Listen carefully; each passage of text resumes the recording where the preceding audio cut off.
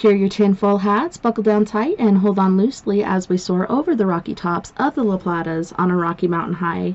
Get sucked into the vortex of the Four Corners and settle down snugly at mile marker 420 in colorful Colorado. It is Sunday, May 16th, Monday, May 17th. For those of you across the pond and beyond, welcome to We Are Paradox Media's Late Night in the Rockies. I'm so glad you guys could join us this evening. I'm your host, TessaTNT, and I hope you guys have had a wonderful weekend. It was a beautiful day today, and it was really hard to bring myself into the office and get prepared for the show because it was just so nice. If you're listening live right now, you're listening on Spreaker.com. You can also find us on KPNL Radio, which you can find at kpnl-db.com. We're also on Spotify, Apple Podcasts, Google Podcasts, iTunes, iHeartRadio, CastBox, Tumblr, YouTube, SoundCloud, TuneIn Radio, Deezer, as well as Podcast Addict. So tonight, I have a treat for all my guys and gals out there. Tonight, we will be talking to and getting to know Miss June Lundgren. And June is a psychic medium, animal communicator, healer, nurse, demon seer, international paranormal investigator, and author with over 40 years of experience in the paranormal field. As a child, she communicated with spirits, animals, and angels. June served in the military, where she trained as a nurse and EMT. After returning from the military, she continued to work in the medical field as a nurse and is currently the founding member of Ghost and Girls Paranormal.com. Welcome, June. Thank you so much for joining us tonight, and thank you so much for your service. You're welcome. Thanks for having me. No worries. So, I always like to start from the beginning. So when you were a child, you did experience, what age were you, and can you tell us about your first paranormal experience? I've always been able to, see and hear the other side. Animals would sit. My grandmother would tell me, she raised me for the first 6 years. She'd tell me how the animals would come and gather around the crib and like they were listening intently to whatever it was that I was telling them. And as I grew up, I learned that I can see demons, but I see demons in their pure form. So I don't see them like most living people do. I see them in their true form, which is not exactly nice looking, but after so many years, you get used to it. It becomes a part of you. When I was in the military, I really didn't use my abilities too much because, I was stuck at a SAC base when I went from Army to Air Force, and they frown on that type of thing. So you just kind of, people that knew me and knew my abilities would, tell others, and I would help them out. And when I got out of the military, this was before the internet. By word of mouth, I would help people. People would find me and help with their paranormal issues. So I've been doing this a long time. My childhood was great because my grandparents had a farm, and it was really helpful because it was nice and quiet, and we would have long conversations about what I could see and what it meant and things like that. So my grandmother was a psychic medium, and she had several gifts. So she taught me everything that she could from her perspective. And my grandfather, he didn't have any gifts, but he would always sit and listen. He was always there for me. That's very nice. What is your lineage? Like, what was your grandmother's heritage, basically? My grandmother's Irish, Scottish, English, and Native American. And she told me when I was old enough to understand that there was a prophecy that was handed down from female to female. All the women in our family have abilities. The males don't normally get it. But she said there was a prophecy that was handed down that said, that a female child would be born in the family with the ability to see, hear, understand, and remove demons. And so she knew when I was born that I was what the prophecy was talking about. So, it's a lot of that there. Yeah, I bet it was really neat to sit there and watch the animals like gather around you. And do you think that even at that age you were communicating with them telepathically? Yeah, my first real memory of communicating with my grandmother's cats was when I was about 4. I would sit on the back porch and talk to them, and the wild rabbits would come and stuff. And so I just thought everybody could do it. When you're a kid, you think everybody can do it. So you don't think you're strange. It's only when you grow up that you're like, oh, not everybody can do this. Did you, as a kid going to school and stuff, did you ever share your experiences with your peers? Did you catch any flack for that, or was it? No, I was really quite an introvert. Tell you how bad it was when I was graduating high school. I was voted the quietest and shyest in a school of 500. So I was quite introverted. Yeah, I've heard people talk about that recently as far as kids that are like that most oftentimes had past lives or are old souls. Yeah, exactly. They just kind of keep to themselves, keep their own counsel. And that's the way I was. I just kind of kept to myself. And some of that has to do with, probably is because when I lived with my grandmother for the first 6 years, and then my mom decided to come back into my life, and she was not a nice person. She's very abusive, so I just kind of learned to keep my mouth shut and keep my own counsel. I'm sorry you had to go through that. But it's like I told my son. I said, you go through these things, you experience these things, and they make you stronger. Yeah, they do. They make you stronger. They make you understand people that are going through things like that as well. Yeah, it definitely does shape the person that you are, or that you become. Yep. So, did you have a lot of experiences at your grandparents' house? Oh yeah, there was always somebody. There was always somebody visiting. Michael, of course, was always there. He was ever present from the time I was born forward. He's, my grandmother could see him and interact with them.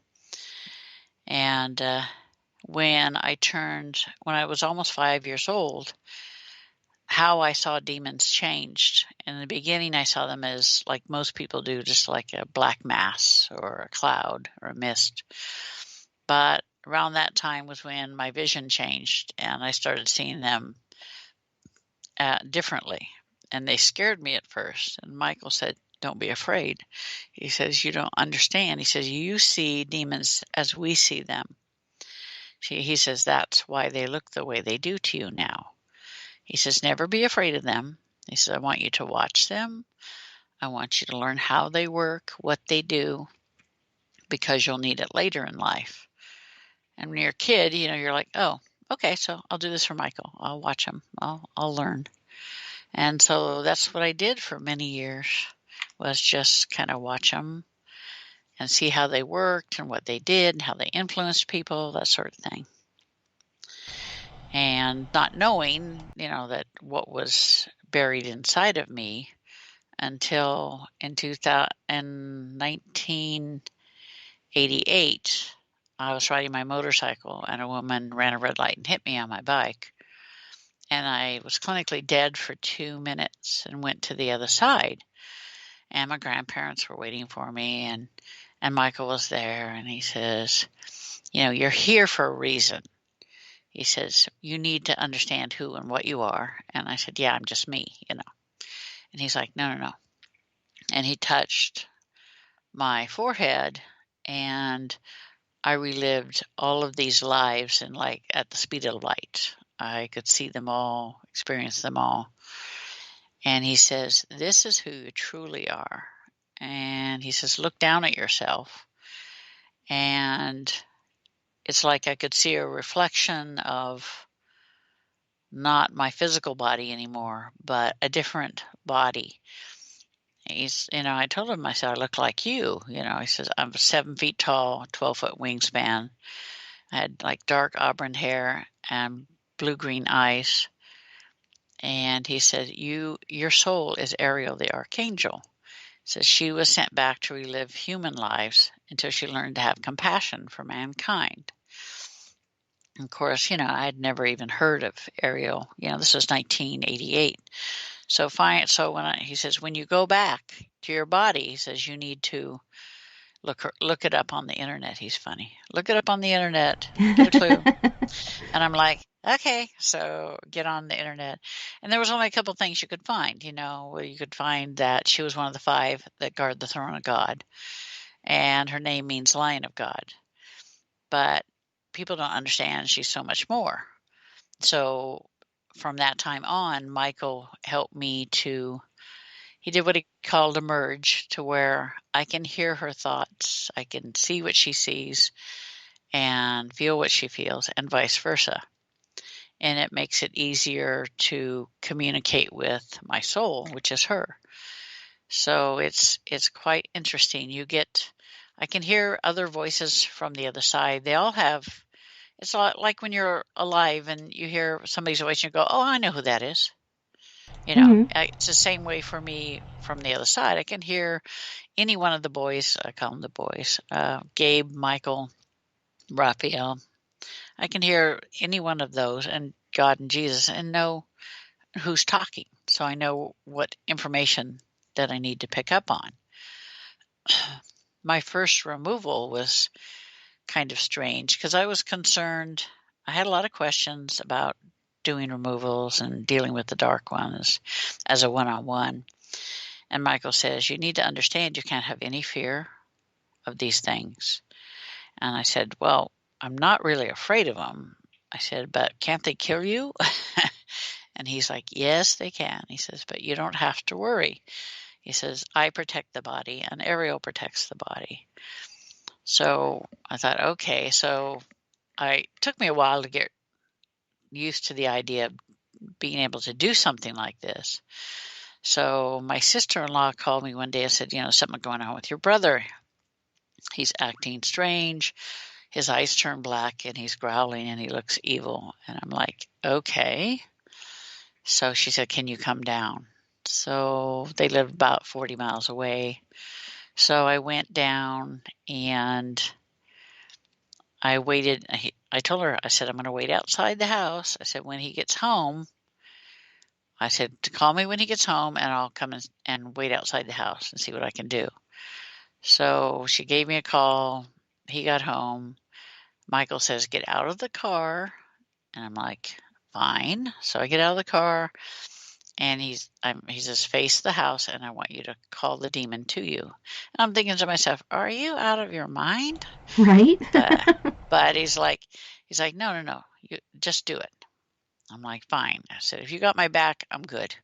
So I said, demon, come forth. And it came walking through the walls, through the wall of the house and walking towards me. And it was about 5 feet away from me.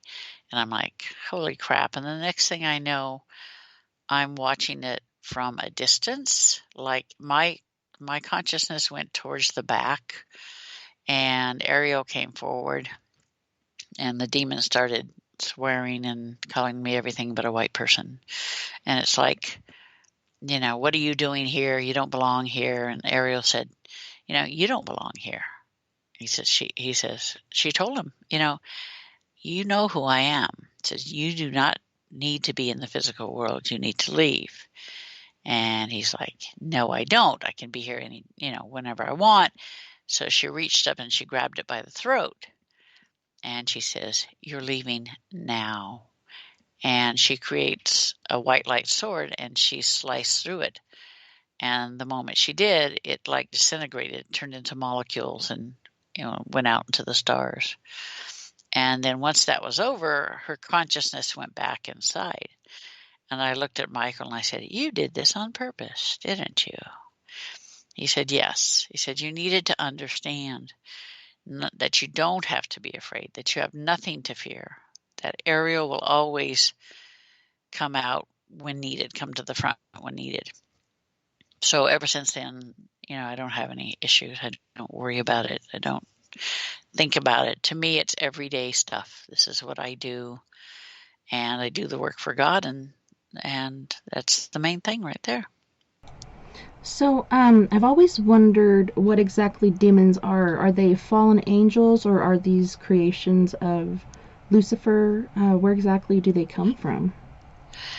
To understand what they are, you have to go back to the beginning when, we had physical bodies long ago. I'm talking about thousands of years, hundreds of thousands of years.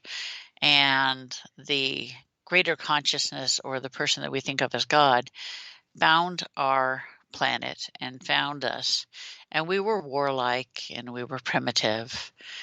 And he helped us over hundreds of thousands of years to get rid of famine, get rid of disease, get rid of all things, war, all of that ceased to exist. And our whole civilization was about knowledge, seeking knowledge, experience. And we started to evolve into pure energy. And once we evolved into pure energy, we traveled as a group through, hundreds of thousands of galaxies.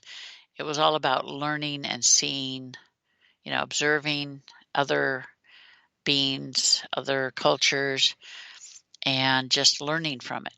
And then one day there arose, about 3/4 of the soul said, listen, we've been energy for a long time. We'd like to have physical bodies. We'd like to have children. We'd like to know physical love. We want to be physical again. Well, Lucifer and his followers said, no way, this is not what we want. We do not want to be subject to a shell, to disease, to growing old, infirmities. We don't want that. We want to be able to do like we do now, at a moment's notice, travel, just take off and go. Because we can't do that if we're confined to a shell. So that's what started the war, and that people call heaven and hell. They were white light angels as well. But when, in the end, Michael disarmed Lucifer and Ariel disarmed his son, and God says, I'm going to give you exactly what you want. He said, you'll never be able to take on physical form again, but you cannot live among us. So he says that cannot be anymore. So he opened a rift into a dark realm, and him and all of his followers were sent into the dark realm. And over the centuries, they've taken on the energy and the appearance of the dark realm. They're still 7 foot tall, 12-foot wingspan, but they're black and ebony black, and the face is where the difference is. You look into the face, or what there is of it, with the red or gold eyes, and you see every evil in the world and then some. It's all in the face. It's the stuff that will give you nightmares for the rest of your life. I mean, you would never, ever forget what you've seen. And so they've become that way over the centuries. They've also become very hardened, very angry, resentful, vengeful. They're seeking vengeance on the white light souls that put them there. So that's why we're such a target for them in the physical world, because each person in the physical world contains a white light soul. So they're all about, getting revenge and causing as much pain and suffering in the physical world as they possibly can. And that's their whole thing that they want. Their mission plan. Yeah. So do you think that the paranormal, like ghosts and demons and such, are attracted to people that are gifted and have that light within them? I think we all have that light, but Yeah, we all have the light, but some have more abilities than others. I would liken it to, a candle in the dark. They're attracted to those people with abilities as well as the people with strong faith. And it's all about trying to break the person's faith and turn them away from the light. And then they run into the weak people that are into like substance abuse, or they're violent, or mental illness.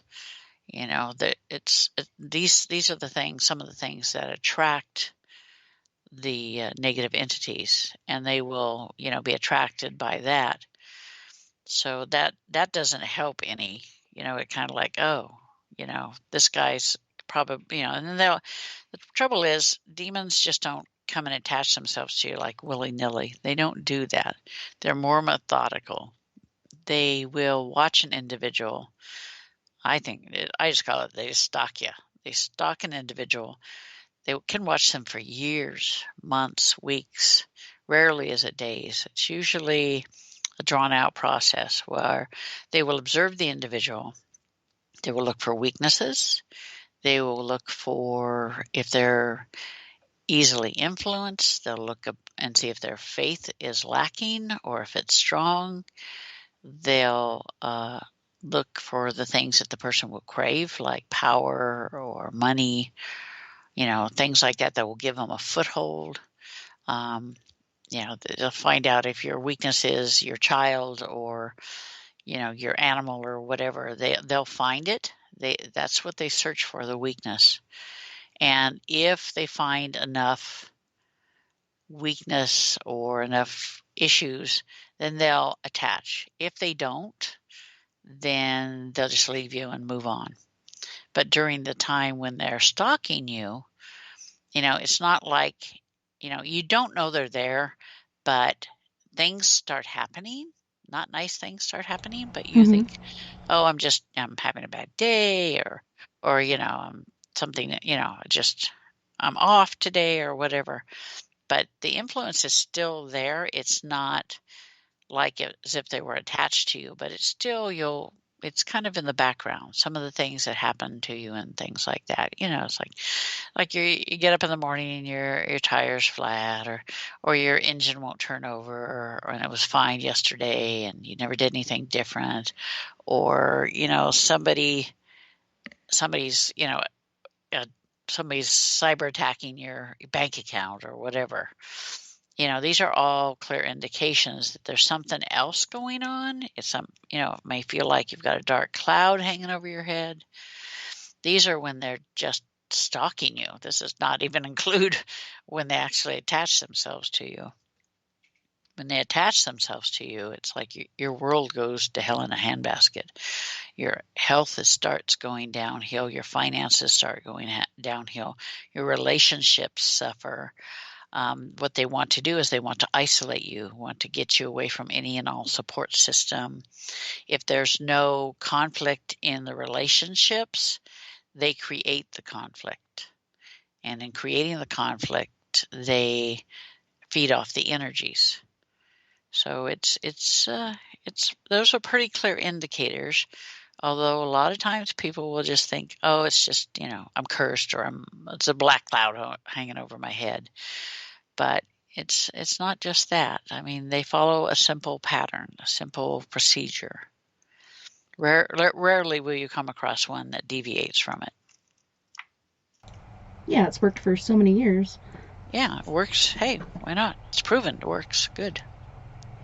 So when you saw these demons around, I think you said your grandparents' house, do you think they were there because they're stalking you, or what was the purpose of them being there? When I would observe them as a child, it would be Michael said not to worry because he would shield me so they wouldn't be able to see me, so they wouldn't even notice me. But I would see them when we would go places, and we would go to the graveyard, when my grandmother would take her friend to visit her husband's grave, and and all the white light souls would come because they want to go home. They want to go into the light. And of course, when you've got a lot of them around, then the negatives take notice, and they'll come over to see what's going on. But for the most part, I just observed them wherever they were. My grandmother's house was blessed, so I didn't have to worry about that. But I could see them outside, in that neighborhood and things like that. But I never had to worry about them coming in the house. My grandmother always made sure that the house was protected. Did your grandparents live in Oregon as well, or did they live somewhere else? Yeah, they lived about 2 miles away from where my mom bought a house, so I would ride my bike daily after school there to visit. And they lived outside the city limits, so we had like geese and things like that out there. We'd have a good time out there, and so I would go every day, and my grandmother and I would talk about, what did you see today? How did you feel? Things like critique my day and what I saw, and if I saw any spirits, if I saw any demons or whatever, she would help me to understand what I saw and how I could avoid things and how I could help people. So that was, for me, an education outside of a regular education. So, was your mom gifted as well? Was there something that happened to her that caused her to be such a dark individual? She's bipolar. She was bipolar. And of course, she also had a really bad temper. So she was unpredictable. And my grandmother said that she was that way from the time she was young. And she said, back then, my grandmother would go to the library and read up and try to figure out what was going on with her. And she managed to find out that it was bipolar. But my mother would never admit that there was anything wrong with her, even till she died at 80 years old. There was nothing wrong with her, and she was just fine. She would never get any help for it. So she was just that way. So when you were talking about going to the cemetery and all the white lights would come and then the dark energies would notice, do you think that they try to keep the white lights here and keep them from going to the other side? Oh yeah, if they can. If you have somebody, like, say you have a person that when they're alive, they are not very nice people, they're nasty, whatever. A demon, if they find you before your death, or even at the brink of death, they will take that soul and keep it earthbound to do their bidding. So it's not like they don't utilize human souls. They do. They can go. The thing is, if you get a place where the demons can't go into because it's protected, they will send in a human soul to cause problems, because the human soul can, get into places that they cannot go. It's like when I started removing demons, God says, I want you to create, I'm going to give you a recipe for a black salt. I'd never even heard of it. And he says, this is how you make it, and I will bless it at each step of the making of it. And I will put my energy in it so that anybody that uses it will be protected. So it's been working for 40 years for people, and I make it, and I've had where people that I've removed demons from, the demons have come back and cannot pass the line of the black salt, so they will utilize a human spirit to go in and give the person, either attack the person, give the person nightmares, things like that, where they cannot get in there. So they do use them. They'll trap them in a heartbeat because they use them. But once someone finds out about it, then one of the archangels will come down and they'll release them. They'll kill the demon and release them. And once they do that, they can't come back, right? Yeah, if a demon is killed, it cannot come back. that's one of the demon's fears. For years, people have been after me to write a book about negative entities and what I knew.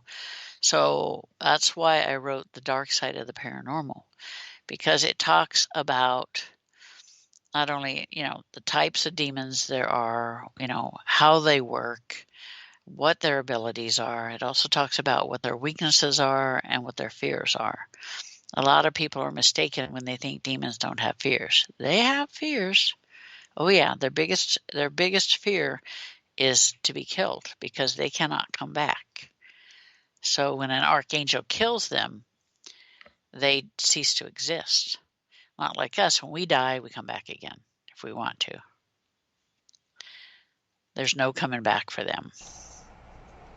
So is the Hat Man, is he a shadow person or is he like a Yeah, he demonic is. entity?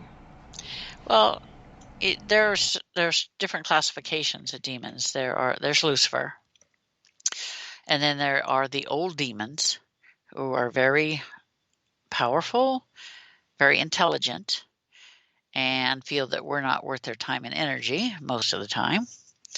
And then there are what I call the lesser demons. These are ones that I liken to hormonal teenagers running rampant. Oh They're the no. ones they're the ones you're most likely to find in the physical world, because they're all about creating chaos and pain and suffering. And then there are the minions, and the minions are a shadow person is classified as a minion, and the little creepy crawly dudes that cause problems, those are minions. The ones that I call the harpies, they're minions. And then there are the incubus and succubus, which are full-fledged demons. They're going to kind of go into the category of old demons. But like I said, we're not worth the old demons' time and effort 99% of the time. They were just not worth it, Yeah, we've had well, I've had all kinds of experiences through my life, but the most recent with my oldest daughter, she moved into a house that used to be a church, and everything was okay at first, and then they went up into the attic and they found a satanic Bible. They found these weird black, like bubbly rocks and a bunch of cassette tapes and things like that, and they threw out the cassette tapes. And I guess one of their friends kept the rocks in the satanic Bible, but she said after that, the Hat Man came, and she could see him as well as his little minion, which I think was an earthbound spirit that he was making do things. And this thing like seemed legitimately scared, and you could tell he didn't want to do what this Hat Man wanted him to do. But it was pretty interesting. Like even during the day, you could see him, and he was very elusive. Like he'd move up into the ceiling or down into the floor. And at one point, I asked my daughter, because her pupils were so dilated. I'm like, "Are you on any sort of drugs or anything?" And she said she wasn't. It was just the adrenaline in her system that was causing her eyes to appear that way. But it was pretty intriguing. And I've heard this Hat Man can be in multiple places all at once. Um, is that true? Can he do that, or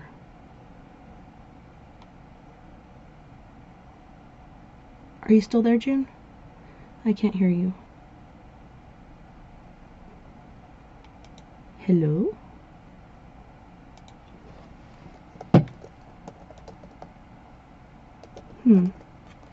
It shows you're still on the line, but I'm not able to hear anything you're saying. Did maybe you accidentally mute yourself? I don't know. Let me try calling you. Oh, there you are. Okay, I must have accidentally muted myself. But yeah, they like their own territory. They don't like other demons there around them at all. It's like they're very territorial. We'll rarely find more than one shadow person in a location. It's just they just don't like it. They don't like others encroaching on their territory. They're very, if one happens to move in, they'll chase them out. And you have to watch them because they have a habit of, first thing they'll do is give you nightmares. They can even suck the life force out of you. They just do what they want to do. One of the things that I learned when I died and went to the other side was that in their world, thought becomes reality. And it's the same way for the dark realm. If you say, I want to go to the Bahamas, and you're instantly transported to the Bahamas. Before the thought even finishes, you're there. And the people, like Michael and Gabe, they can be in thousands of places at the same time. And they hear, because they're connected to the greater consciousness, they can hear everyone all the time. And they kind of tune out the ones that they don't want to, that don't need them and have no need of them and are not calling on them. But yeah, they can be in thousands of places at the same time. Shadow person, it's the same thing. For demons and stuff, they can be in more than one place at the same time. And the thought, the intention behind the thought in their worlds gives it power. So if your intention is to do harm, then it magnifies it. If your intention is to do good, then it magnifies that. It's interesting. So, you were talking about the black salt that you make. So, when you use this, is this after you clear a house of a demon? Do you put this around windows and doors? Like, how exactly do you use the black salt? Whenever I do a removal, and especially in person, because when I do it in person, it's a local one, I bring them black salt, and what you do is you lay it down in a line around on the inside of your property line. If you have a house, lay it around the property line. Make sure you cross, you overlap where you start, and you say your prayer and state your intention, and it keeps anything negative from coming through. It will not stop a human negative, but it will stop the inhumans. It's quite easy to get rid of a human negative. It's the inhumans that are the problem. So yeah, you do that, or you can carry some with you in your purse, in your car. My sister group that I formed in the UK, they have cremation necklaces that I've given them, and I put black salt into it. And they tell me that when they're in the presence of anything negative, it heats up. It gets almost too hot to wear as it's protecting. That's interesting. Yeah, you have to make sure that anything negative is out of there before you do that. Otherwise, you end up sealing it in there with you, and that wouldn't be good. Not good at all. So when you do get rid of a demon from a property or whatnot, do other demons sometimes try to come in there and take over, or? They can. A lot of times, if you don't cleanse the individual or cleanse the property and lay down the black salt, then it will, once you're touched by the dark, it leaves a residual energy tracing within your body. And if it's from the property, it'll be within the property. So you have to cleanse it. Otherwise, it will attract them and they'll come back. It won't be the same ones, because once I get rid of them, they're dead. But still, you'll attract others if you don't do that. So how do you tell if, it's a negative entity, an earthbound spirit, or this person may just have like a mental illness going on? Yeah, that's a good question. The thing is, when somebody contacts me and they send me an email, then I know exactly what's there and what's not there. It's instinctive for me. I can see it in my mind's eye. I can see what's there, and I know how it attached. I know what its goals are, and I know what it's doing to the individual. Now, I usually ask somebody to send me a picture of themselves or the property or whatever, so that I can validate what I'm seeing in my mind's eye. And it's usually people don't come to me unless there's something negative there. It's like, God said, you're going to get people, I will send people to you who need help with negative entities. Once in a while, you'll get somebody who it is a mental illness, and when I get the connection to them, I'll know right away that there's nothing bad there, that it is mental illness, and I try to tell them only the good things that are there. You're being watched over. This is your spirit guide. So you have nothing to fear. They'll protect you, that type of thing. And then I ask them to get counseling, that to help them to understand. So that works pretty well. I can count on one hand the amount of times that it's actually been mental illness. But once I do know, then I try to talk to them and discuss things with them and let them know that, there's nothing there and it's okay. And you have to be very careful with people so that you don't tell them, oh yeah, you're crazy, but that's okay. Yeah, you don't do that. You help them to find, if they're not already in therapy, you help them to find someone to help them. We had a case where a couple had contacted us and they believed that their house had demons in it, and we went and investigated, and come to find out this girl had some, I want to say, mental illness or disability. She grew up in foster care and group homes, and her life wasn't very good, and she never sought any sort of help for this. So we discovered that a lot of this activity was being caused by her. And so, we did ask her to get help, see a psychologist, whatnot, to try to work through these issues. And then about a year or so later, her husband contacted us again and said, there's even more demons now, so on and so forth. And we asked them, did you take the steps that we asked you to? And she never did. So, I mean, there's really nothing you can do to help that person. Yeah, if it's like that, there's nothing you can do to help them. If they won't help themselves, then you can give them all the tools in the world. But if they won't help themselves, it's a moot point. Yeah, it's really sad when that happens. Yeah, I'm all about empowering the individual when it does come to demons and things like that. It's, I'm about empowering them to protect themselves, to know what to look for, to, be hyper aware once they've had this type of thing going on. And I tell them, I said, I don't charge for removing the demons. I said, my fee for removing the demon is for you to help someone that needs help. So now that you've experienced this, now that you know what to look for, you need to help somebody else who comes to you and has these problems. That's awesome. And I do find it true. A lot of people do fear these things, and I think that feeds these negative entities, whether it's demonic or not. Yeah, it still feeds them, yeah.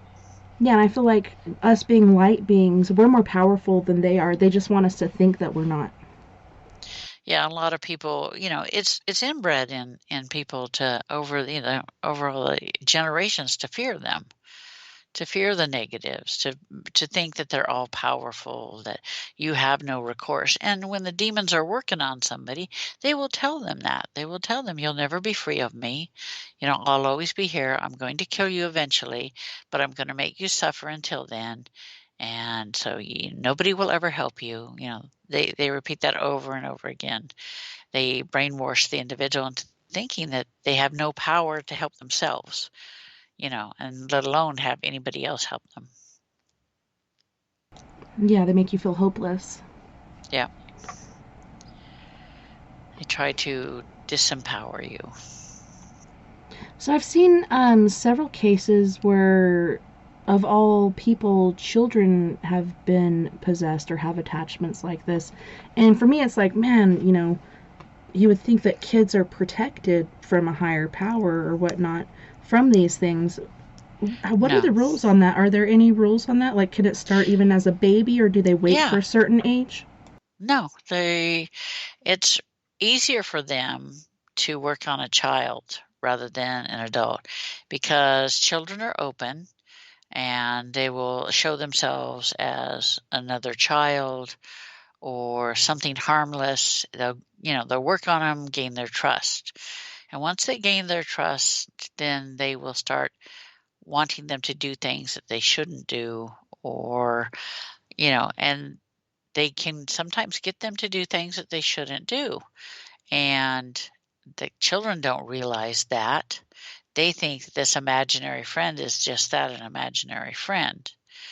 And until the demon starts showing its teeth, so to speak, and scaring the child. Then once they scare the child, then they go to the parents, then the jig is up. Then they know what's going on. Children are much easier to manipulate. It's like demons. Demons have no problem with killing animals. I was called in on a case where, they were having problems with demonic. They were having problems with the forest behind their house. They could hear chanting and things like that. And they woke up one morning and found this pentagram, a huge pentagram in their backyard. And, of course, they didn't know anything about it. But once that happened, they started having problems. This black blob thing would crawl across the floor. And they had a 10-year-old daughter, and it took her pet rat, and it pulled its head through a less than half-inch cage bar and killed it. And then it they had a macaw, and they twisted the head off. The demons twisted the head off the macaw. And they were working on the grandmother's therapy dog. Oh no. And it was bad. It's like when I got to my problem is when I get to the location, I know exactly what's there. I know what happened. And the minute I get there, Ariel comes forward. I have a friend of mine that works with me in Ghost and Girls, and she's basically the diplomat of the two, because once we get to a location, Ariel comes forward, and people are kind of freaked out because when she comes forward, people say that I have wings coming out of my shoulders, my eyes turn white, and my face is like I'm 20 years old, and my voice changes. I have physical manifestation of her. And once she comes out, she's on it. She doesn't pay attention to anyone or anything. She heads right for where it is. She heads right for the demon. So I said, I need to go into the backyard. I went to the backyard. I told my friend, I said, you stand over there. Keep going, about 8 feet wide. And I stood on one side. I said, there was a pentagram here, wasn't there? And you couldn't see it anymore. And they said, yes, it was a huge one. And I'm like, that's why they summoned the demons. So I ended up having to kill 3 demons. And I told her, I said, this is black salt. I said, this is what you need to say. You need to lay it down around the inside of your property line, and you need to do it now. I said, this will protect you. It's all about empowering the individual to do something that will take an active part in protecting themselves and their home and their family. And I had been out there, and I got a call about a year ago. Somebody had started to build a home and right next to them, and they had broken the salt line. Oh no. And so they had problems with negative entities coming over from next door with this empty house that was being built. And so I went back out and took care of it. I told them, I said, you need to keep this stuff on you. I said, anytime that you see that the line is broken, you need to, go back out and lay it down. That's very interesting. So when this pentagram was made, was this a group of people that came out and did this? Evidently, there were they had a forested area behind the house that an old woman owned, and she died, and it was in probate. So these people doing the summoning, the devil worshiping, they would go and they would do ceremonies in the woods. And the lady that owned the property, which was the grandmother lady that called me out, she called the cops because there was something going on back there, and they were afraid. And so because she called the cops and they went out to investigate, then these guys snuck in the middle of the night and did this. Basically cursing them. Yeah, trying to, say, of course they didn't know what it meant or anything else like that. And the rain, it was during the winter, so the rain had kind of washed it away, so you couldn't see any traces of it. But see, I can see the things that were there, so it doesn't matter. I mean, it could be 100 years from now, I still see the pentagram. So did you always know that you had a gift? I've always known that I've been able to see them, understand them. They speak in Aramaic, but my brain is hardwired to interpret. So I could always see them, I could always understand them, and I didn't know why until I died and went to the other side. And Michael's saying, "You weren't ready yet. Now you're ready. This is the reason you're here, so that you can understand who and what you are, and start doing what you're supposed to be doing, which you've done in all your other lives, is a demon slayer. That's your job."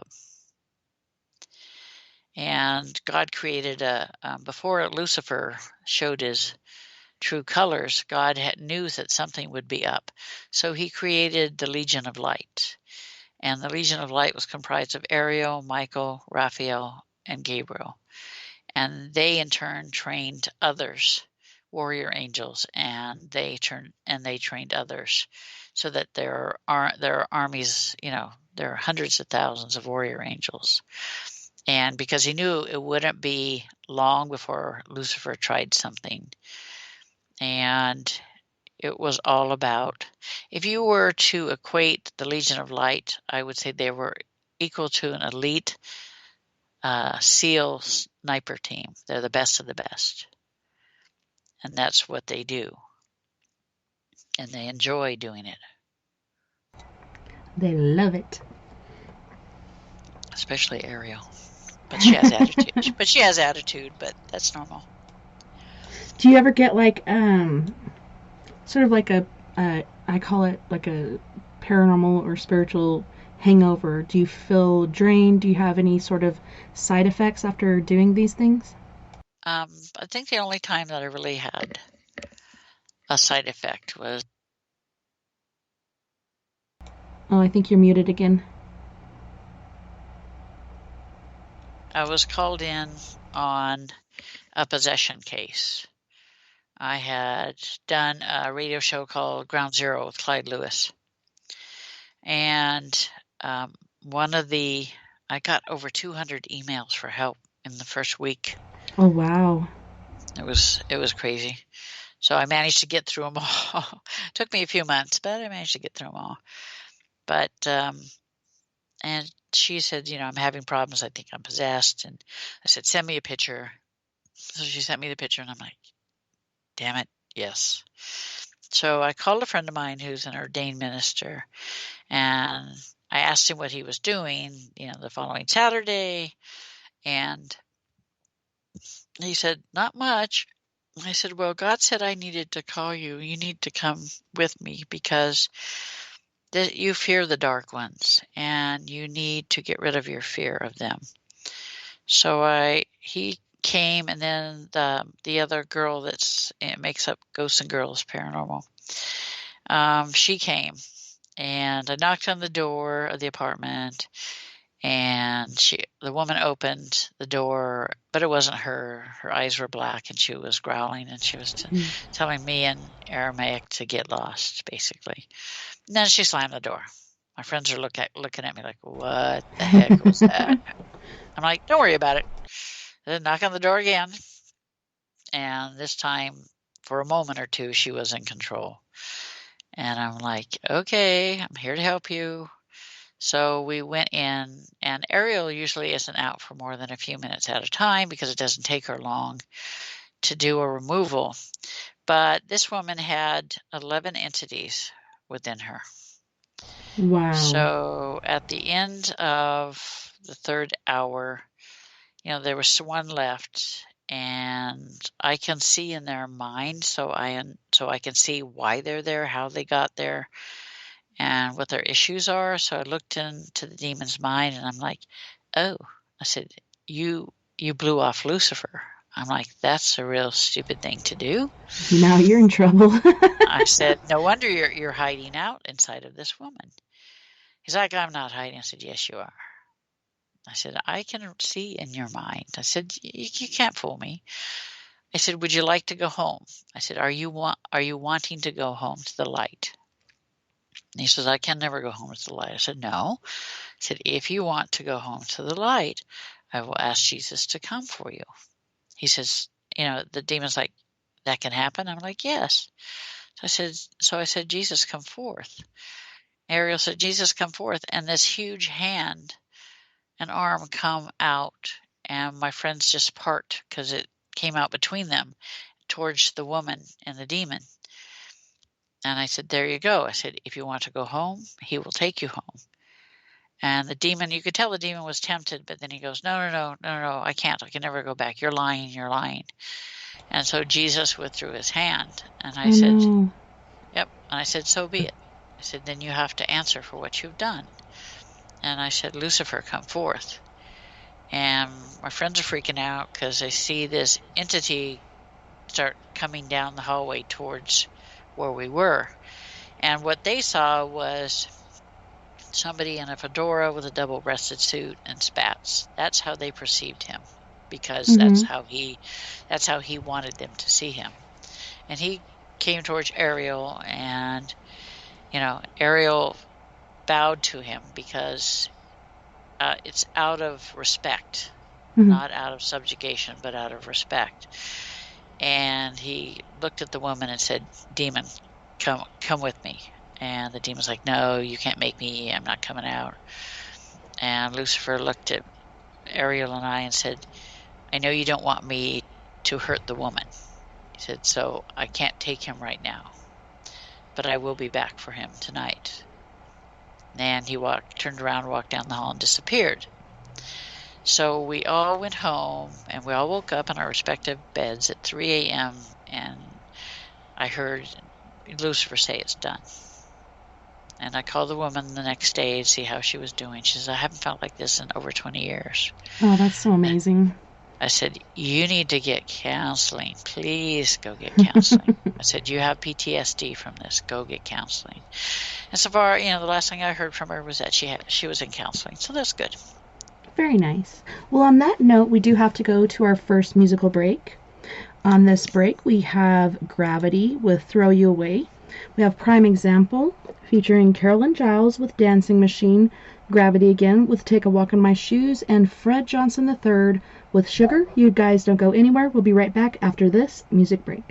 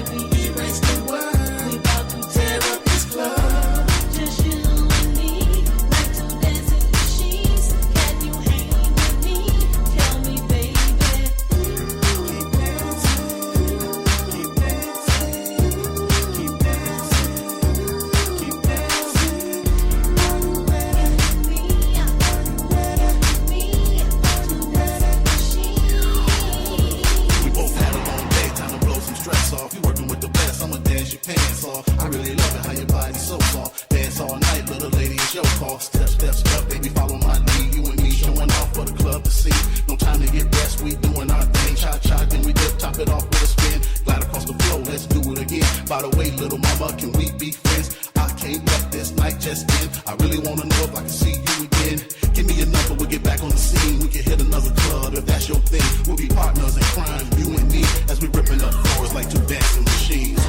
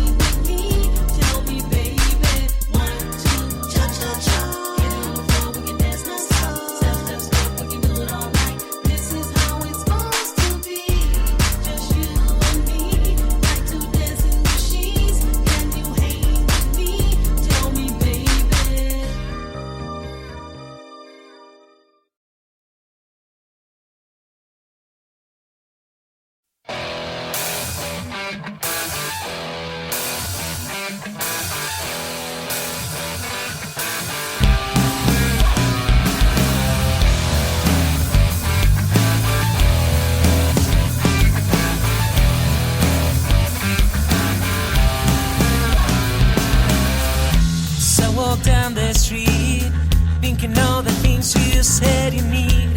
Why don't you tell me, baby, how do you feel? So I walk down the street, thinking all the things you said you need. Why don't you tell me, baby, how do you feel? Don't you take a walk? Why don't you take a walk? In my shoes, why don't you take a walk? Before you tell me what to do, don't you take a walk? Why don't you take a walk? In my shoes, why don't you take a walk? Before you tell me what to do. No, it's easy. You tell me what to do. Have you ever stopped to think all the things that I've been through? No, it's easy. You tell me what to do. Have you ever stopped to think all the things that I've been through? Don't you take a walk? Don't you take a walk? In my shoes, don't you, baby, take a walk? Before you tell me what to do. Don't you take a walk? Don't you take a walk? In my shoes, don't you, baby, take a walk? Before you tell me what to do.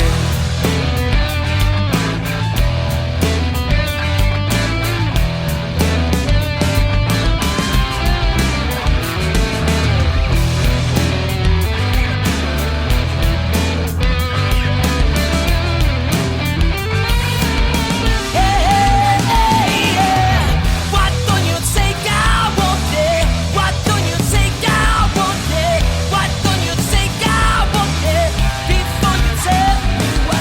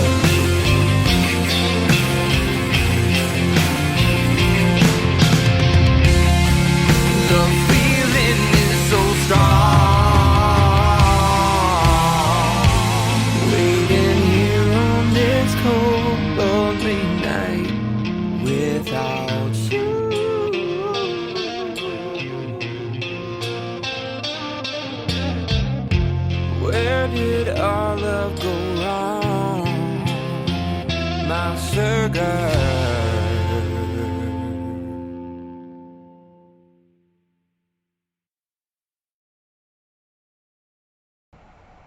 Welcome back, and thank you so much for joining us tonight on We Are Paradox Media's Late Night in the Rockies. Tonight, we are joined by Miss June Lundgren. Before we get back to the show, I do want to take a moment and thank our musical host, Mr. Roy Washington, for giving us this wonderful music to play on our breaks instead of commercials. Because I don't really know anybody that likes commercials, except for the ones on Super Bowl Sunday. Like, those were always awesome. But otherwise, yeah, nobody likes those. So welcome back, June, and thanks so much for coming on the show tonight and sharing your many experiences with us. I'm having a good time. That's my number one rule, so I'm glad. So, we left off, man, that was a very interesting case that you had there, and the way that you described Lucifer was the same way I saw him when I was a kid. He was wearing a black and white suit. He didn't have his hat on. His hair was slicked back, and he was standing in my doorway, and he raised the cigar to his mouth and took a puff off of it, and when he did that, I could see his face, and, he was gorgeous, but I knew automatically, like, who he was. And I used to have night terrors a lot as a kid, and my dad would tell me to say, God stands before me, Satan fall behind, and I didn't even say it out loud. I said it in my head, and poof. Yeah, you don't have to, yeah. Yeah, I was knocked out, like I didn't have to deal with them. And then years later, I was living at my grandma's house at this point, but the family all got together years later, and we're all telling stories, and I told that story, and my dad turned white as a sheet, and I was like, what's up? And he said, my mom had the same experience when she was a kid in that very same room. Yeah, yeah. But he said instead of being in the doorway, he was right next to her bed, and I guess they had a lengthy conversation and whatnot. I know people think that, that demons are all bad, and that's not entirely true. In each demon there is that spark of the white light, and sometimes they will, something will trigger it and it'll flare up. But most of the time they squash it down because, it doesn't do them any good. They can't go back to the light. But there is a hierarchy in the dark realm. Lucifer, of course, is head, and then he has, 3 that are under him. Is first in command and second and third, and they all have jobs to do, but he does have that respect for the Legion of Light, the archangels, God and Jesus, and it's all about, that respect. A couple years ago, I had a case where, it's actually 3 years ago now. It's almost 4. I had a case where this gentleman was being harangued by these demons. A bruja had put him on him because he had a worker that felt that she was slighted, and because he didn't give her a raise. And so she contacted the Bruja and said, I want you to summon a demon and put it on him. And, one demon led to another. And once one finds you, there was like 4 demons hanging around the poor guy. So I ended up getting rid of them. I didn't kill them all. There were 2 that I let live, but I told them, you can't come back here. You can't bother him. This is it. Otherwise, I will kill you. And one of them came to me a couple years ago, and it's hard to separate us. But he came to Ariel and he says, I want you to do something for me. And she's like, oh, you've changed. There's something different. You're not totally dark now. And he said, no. He said something sparked the light, and I let it grow. I said, are you wanting to return to the light? Is that what this is about? And he's like, no, that's not what it's about. He says, I want Ariel to talk to Lucifer and ask him, I have an idea. I want to be a go-between between the living and the dark entities. And I really feel that there's a need for that. And Ariel's like, all right, I can ask him. I said, but, she said, but there's no guarantee. So she contacted Lucifer, and they met, and he told her, this is what he wants. I'll call him Herb, because that's what I call him. I don't use his dark name. But I said, Herb wants to do this. He feels it's very important. And so I want to know if you would be willing to do this. He says, I'll have to talk to the other old ones, the old demons. And if they approve, then he'll be allowed to do this. So a few days later, he sent me a message and said, Herb came to me and said, he's allowing me to do this. So I want to thank you for helping. And I'm like, well, if I need your help, I'll be calling you. And he's like, yeah. He says, I'll be happy to help you. And so he's helped in a couple of cases. So it's quite interesting. He's able to talk to, the old ones for, that there are certain ones that control the younger demons. And he was able to help the individuals, the humans, regarding these two demons that were harassing them. So that was nice for him to do. And, Ariel respects him for wanting to help. So it never hurts to have, a demon on your side, so to speak. Right? Yep. They can come in handy for certain things, for sure. Yeah, certain things. Yep. It's just like when, every now and then you will come across rogue demons. And rogue demons are ones that won't respond or even answer to, Lucifer or any of the others that are in charge. And those are ones that Lucifer feels that they should just be killed. And if they can find them, they will kill them. Because if they have no respect for him or the others in command, then he knows that they're a wild cannon. So they need to be dealt with. So yeah, because they have trade secrets. Like if they decide to work for the other side, like they know certain things that others wouldn't. Right. Plus, if they have no respect for them, they can't be controlled. If they can't be controlled, then it's not a good thing. So Lucifer has called on Ariel a few times and said, listen, now I have a job for you to do. He says, I've got this rogue demon, and I know where it's going to surface, because he has an image to uphold, and he has to be able to control these rogue demons. So what he does is he asks for Ariel's help on the QT, so to speak. And she will do him a favor. And like she said, I'll take care of it, but you owe me a favor. And he's like, no problem. It's like, whatever you want. So, every time she kills a rogue demon, then he owes her. So she has about 10 favors so far. That's cool. Okay, so we have people talking in the chat room here, and Jose was saying, let's see.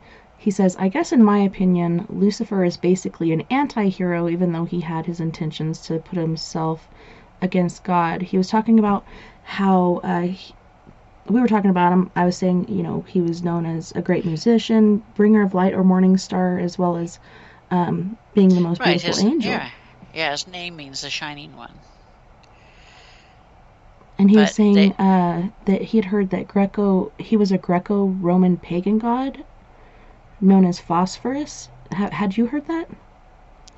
No, Lucifer is like, he's chiming in. He's like, no. Yeah, I'd never heard that before. I was like, wow, that's interesting. He's like, that was one of the old ones.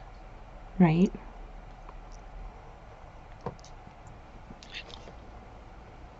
And you were about to say something about Lucifer when I was reading that. I'm sorry. Oh yeah, he was he's very... So one thing about Lucifer, he's very intelligent, but he's also motivated by his own needs rather than the needs of others. And like I said, he's a great strategist and all that, but if you can't control those under your command, then you've got an issue. And these rogue demons are, for him, they're a wild card. They need to be killed because if he can't control them, he doesn't want to have to keep cleaning up after them, so to speak, he says. I don't want to have to keep cleaning up after them. So I don't know about you, but I've noticed, not since this last October, but the October before, there's been like an upsweep in paranormal and, other realmly activity. Have you noticed that at all? Well, actually, it started in 2013. It was the summer of 2013, and God came to me and said, I want you to know that the darkness is pushing back. He said, we're spreading the light, but the darkness is pushing back. So he said, you're going to see more mental illness, more paranormal activity, more violence, more substance abuse. He said, there's going to be an increase in this, and I just wanted you to know. And the shift will probably be happening around September. I'm like, okay. I said, I could feel it already. And he's like, yeah. So that was when that school shooting happened, was in September back in Connecticut. And I had warned my friend about to be vigilant. And she works as a teacher in Connecticut at that school. So she was there when it happened. What a terrible thing. Yeah, but I told him, I said, this is not surprising. I've noticed it since 2013. In fact, in January 25th, 2018 issue of Newsweek magazine, the Vatican actually came out and said, we're training more exorcists than ever before in our history. And I'm thinking to myself, you think? Really? They just, it's like they told them there's been an increase in possession cases. I'm like, no duh. You guys are a little slow on the uptake. I've been picking up on that since 2013. Right. It's like, whatever. And this is, the Vatican never says boo, if they had a mouthful. And for them to come out and say something, there's an issue. Well, yeah, and they also released translations in different languages of exorcism, sort of things, the way to do an exorcism. Mm-hmm. If they're going to do that, things are getting pretty hairy. Yeah, and the thing is, you get people out there who think that they know how to do these things or attempt an exorcism, and then they end up in worse shape than the victim. I had somebody from a paranormal group back east, and I got this message from him on Facebook. I didn't know who he was. And he's like, I need help. And I'm like, okay. He said, is there a way for you to call me? I'm like, okay. So I call him and he says, I do what you do. And I didn't say anything. He says, I was doing a case. I was called in on a case of a girl that had a possession, and he said, I was doing the rites of exorcism, and it jumped from her to me. I'm like, okay. And he says, can you help me with that? And I said, yeah, but if you did what I did and you had what I have inside of me, you would have never had that possession. I said, so you need to stop doing this. I said, I'll take the demon away. I said, but I want you to stop doing this. And so I removed the demon. And then a couple of months later, I get another message from him saying he needs to have it removed again. And I'm like, you know what? This is it. I said, I warned you once. Do not do it. I said, I'll take this one away. I said, but if you do it again, I will not. I said, you'll have to live with this thing and figure out a way to get rid of it on your own. Yeah, you already warned him. He said he wouldn't do it anymore. They don't listen. They just do not listen. And, and then you get people that ask me, well, what's the why don't you call yourself a demonologist? I said, because I'm not a demonologist. I said, a demonologist, by definition, is someone who studies demons. Mm-hmm. I said, I don't have to study demons. I know them intimately. I don't need any book learning for that. That comes naturally for me. I said, I also can kill them and remove them. I said, a demonologist usually doesn't do that. And they're like, oh. I said, when I started doing removals, I told my grandmother, I said, she'd been gone since 1979. And I said, I don't like the title demonologist. And she says, why don't you call yourself what we call you in the old country? You're a demon seer. I'm like, I like that better. Yeah, this is cool. This is good. And she's talking about Ireland? Yeah, Ireland, yeah. And they call people that are gifted, that can see ghosts and such, seers. Seers, right. And so that's why I call myself a demon seer, because I can see them, I can talk to them, I can kill them, I can remove them. People just like, what do they say when you talk to them? I'm like, really? Do I really want to have a conversation with a demon? I said, no. I said, they have nothing to say that I want to hear. I said, I'm there to remove them. And if they piss me off enough, I'll kill them. And not send them back, I'll just kill them. No problem. People say, well, how can you kill them? I said, quite easily. I said, because Ariel, who resides within me, comes forward. And she is a whole entity unto herself. She creates a pair of white light swords, and she does battle with them. And they have dark swords. And once she gets them down, if they don't comply, she'll just kill them. It's not a big deal. She just runs a sword through them, and they disappear. So was she always with you, or did she not show up until you passed, or she's always been there? No, she's always been there. It's difficult to explain. Is when a person is born, they have the soul that comes into them, and that they're born with that soul. I was born with Ariel. She is my soul. So she takes an active part in my life. Before that, she was the one who, I didn't know it at the time, enabled me to be able to see them, to understand them, to watch them, even as a child, because she was always there. I just didn't know the reason I could do these things until I died and went to the other side. So were you ever like a religious person? Did you ever go to church, or do you consider yourself a spiritual person? I consider myself spiritual. Religion is man-made. God and I had this conversation one day. I said, what's up with that? Right. And he's like, I'm telling you right now. He says, I did not create religion. This is a man-made thing. It's man's way of putting a square peg in a round hole. And he says, I prefer to use the term spiritual. And I'm like, yeah, I like that too. I like it better. I mean, I was a member of the Greek Orthodox Church and stuff. My stepdad was Greek Orthodox, and my grandmother was Pentecostal. So I've read the Bible up one side and down the other. I have an Aramaic Bible as well. But I prefer to say I'm spiritual because of religious is too much of a pocket. Spiritual covers everything. Mm-hmm.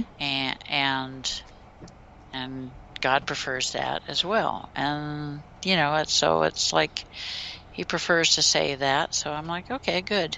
I said, so I'm reading you right. And he's like, yeah. He says, that's a good thing. I'm like, okay. Yeah, it's interesting. Like, as a kid, I always sought out, answers, because I lost my mom at a very early age, so I'm trying to figure things out. And, but as I, became an adult, I don't know, for me, I just felt like I could find my church anywhere. Like, I don't have to go to church to be good with God. Like, I can see exactly. God in my children and the world around me. He's everywhere. It's like Jesus says, where one or more are gathered in my name, there shall I be. You don't have to be, in a church. You can be on a mountaintop. You can be in a forest. You can be in your bedroom praying. Doesn't make no difference. They hear you. That's why he had me write the first book. It was his idea to write A Medium's Guide to the Paranormal. He said, I want you to write a book. And I'm like, okay. He says, and I want you to let people know that I do hear their prayers, but I give them what they need, which is not always what they want. He says, I don't care what else you put into the book, but they need to understand that. I'm like, okay, I'm good with that. Very cool. And you said that book took you a year to write, correct? Right, because there was a lot of information that was crammed into it. And, people, when I was getting reviews from it, and people were saying they really liked the way the book is written because it's written like I'm sitting down talking to you. And that's the way I like to write. If you can't sit down and talk to somebody and interact with them and get them to understand where you're coming from, and you have to simplify things so that they can understand. And that was the whole purpose of the first book, was to help people, to give them a little bit of information on all different topics of conversation. And it's always been well received. A lot of people say they learn a lot from it. And then I decided to do a couple of books about my experiences. It's called Paranormal Encounters, Book 1 and 2. And then I wrote as a teenager, I was always reading those Harlequin novels. I always thought those were cool because they're easy. You can put them down, come back to them a month later, and you can start back up without, missing anything, so to speak, like a soap opera. Right. So I decided to write a book. It's called Out of Time. And the book is a paranormal romance, but it's written from the perspective of the guardian angels, the spirit guides, the animals, and of course the hero and heroine. So I wrote it so that I've never read one that was written from all these different perspectives. And people really enjoy it. And they're like, where's the next one coming out? I'm like, I got the outline for it. But, I'm working full time as a nurse. I gotta retire first.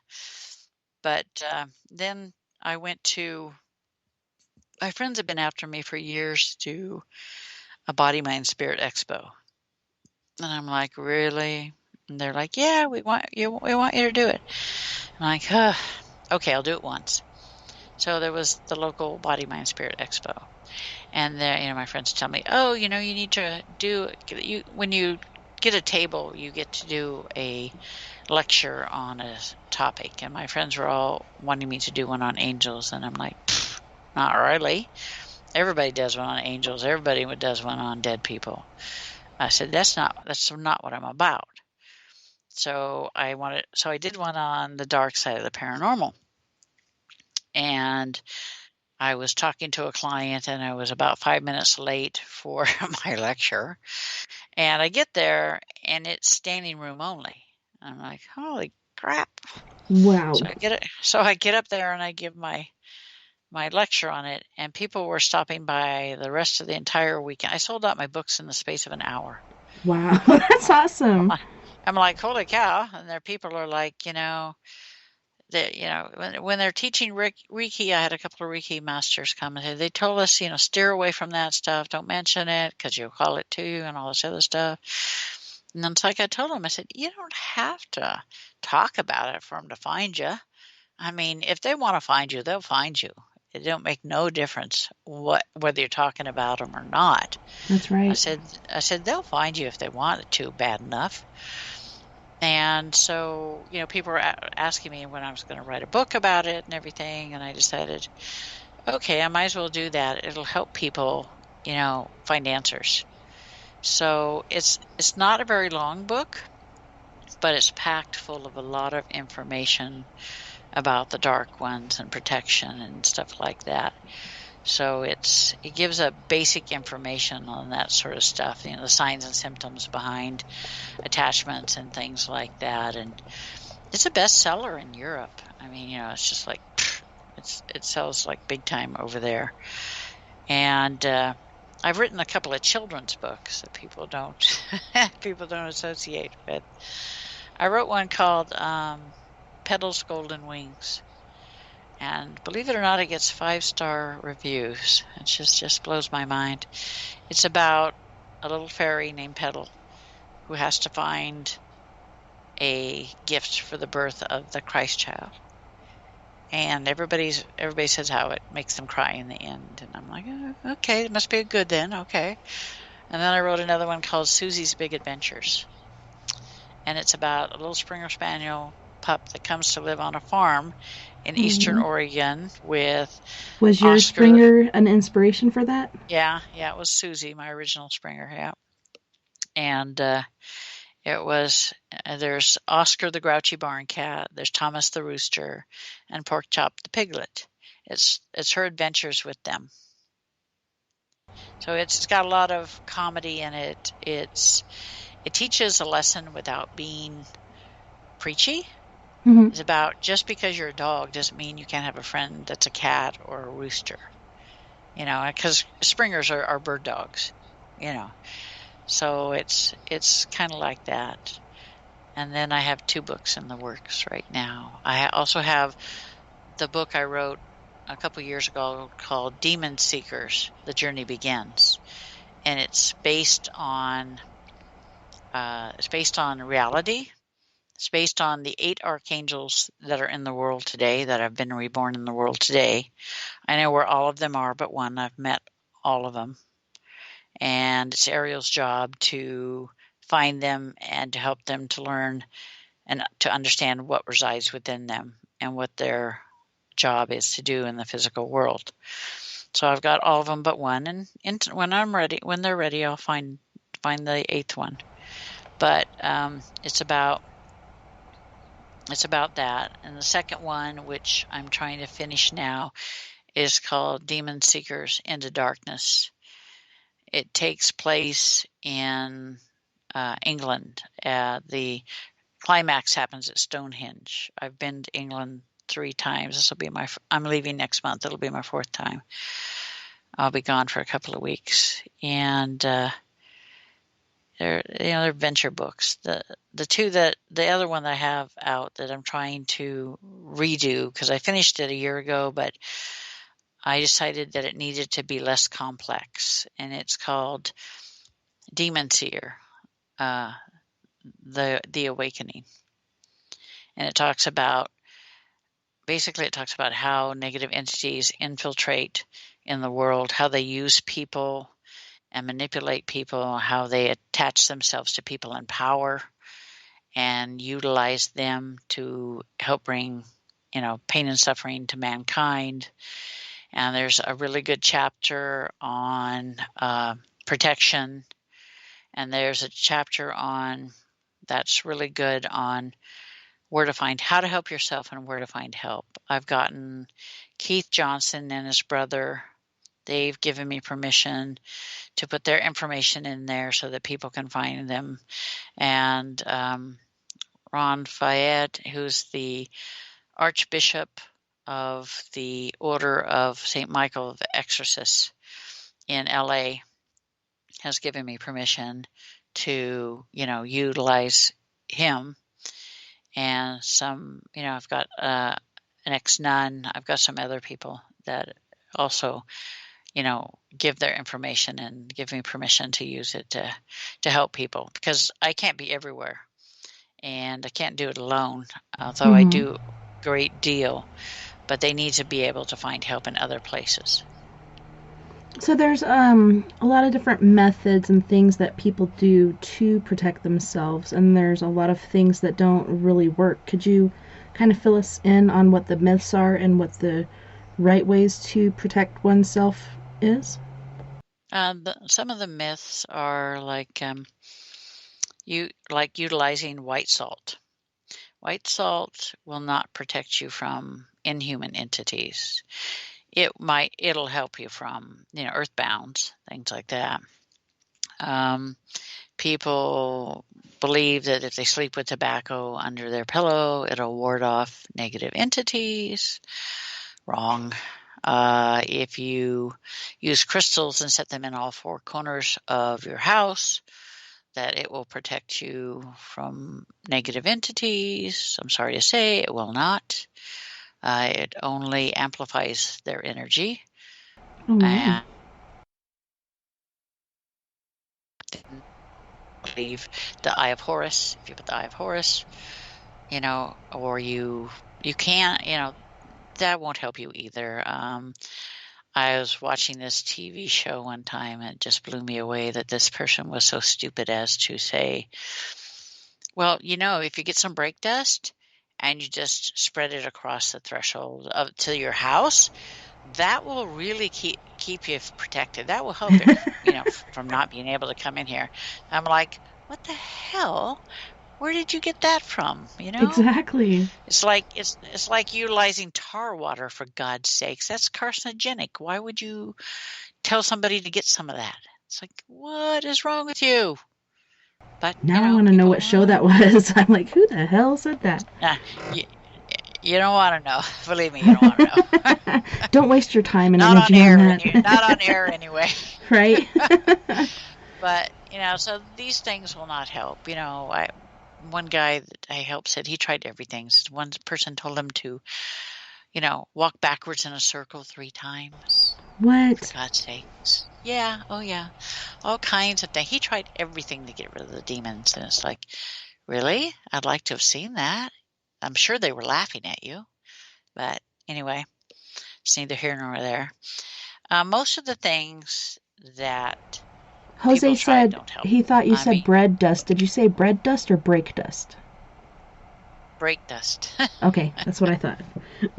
Yeah, brake dust. Black stuff, But some of the things that will help is prayer and invoking the name of Jesus Christ or God, or if you're a Buddhist, and invoking whatever deity that you have absolute faith in.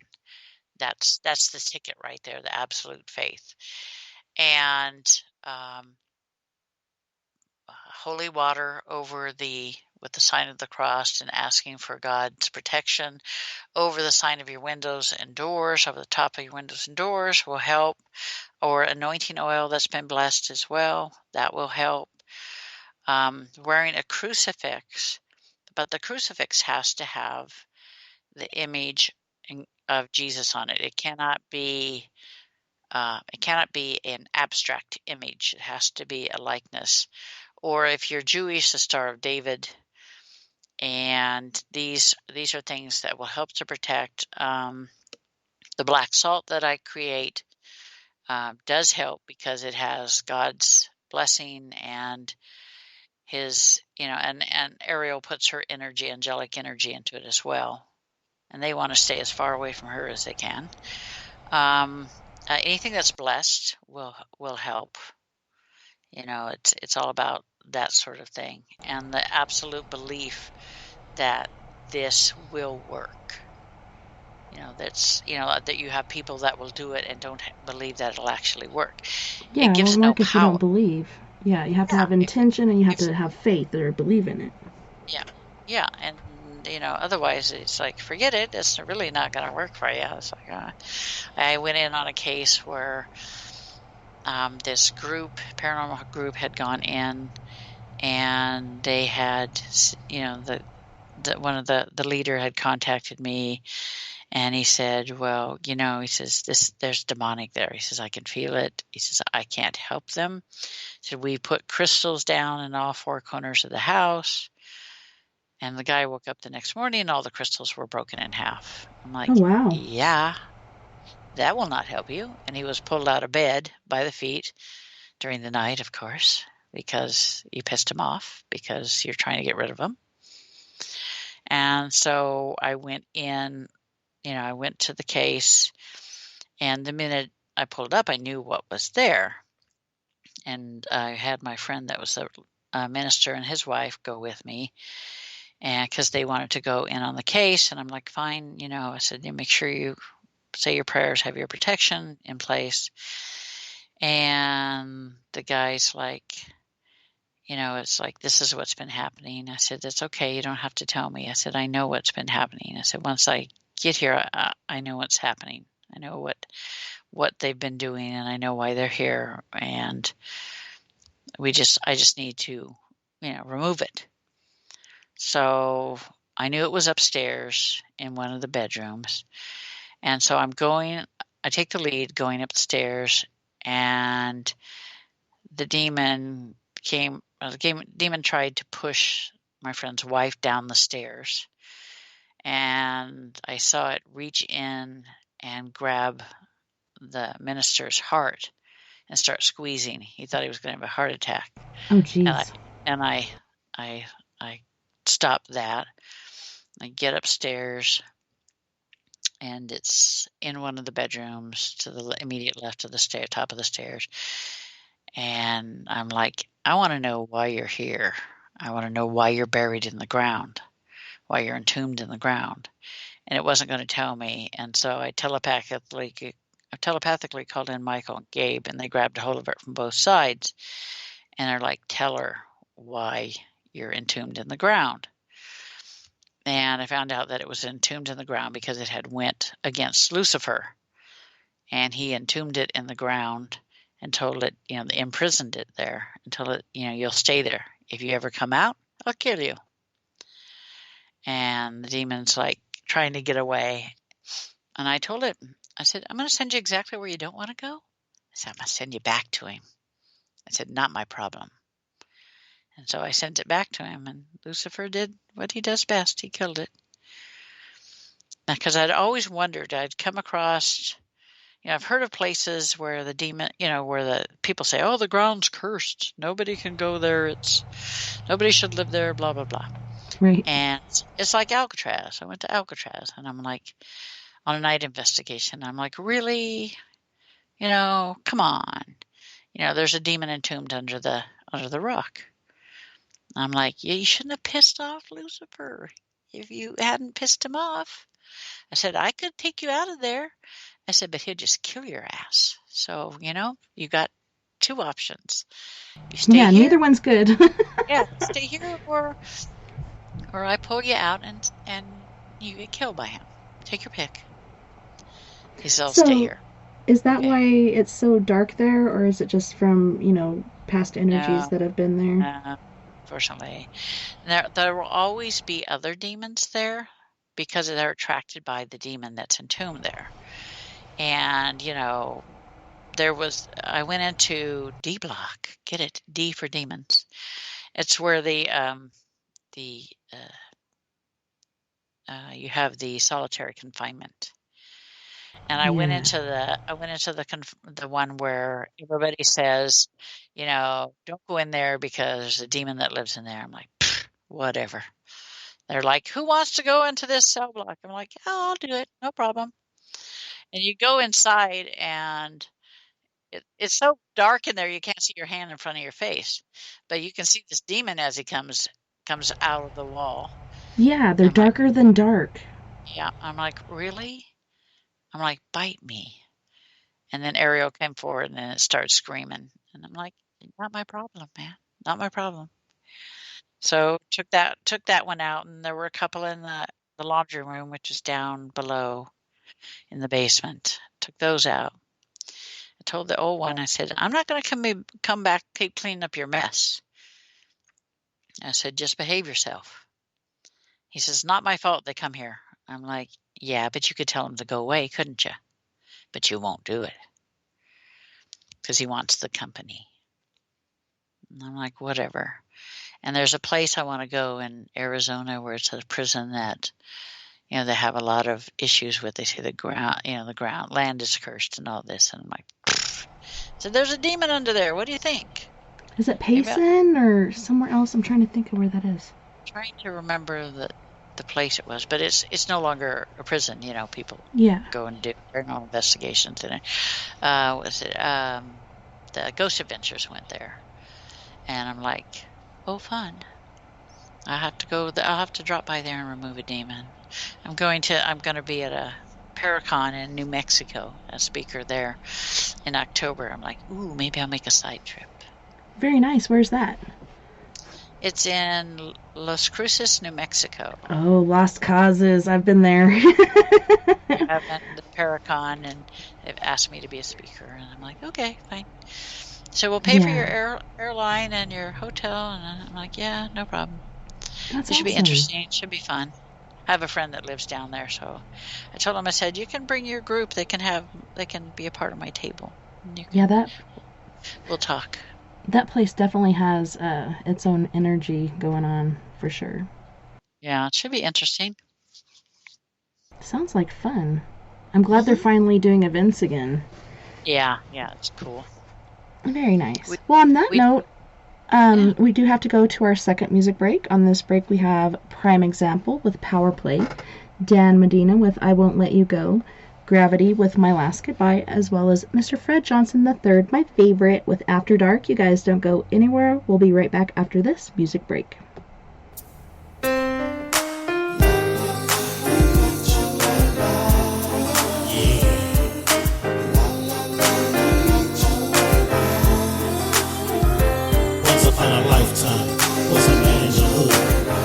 Misguided and misunderstood till one day he cried out, Lord, save me.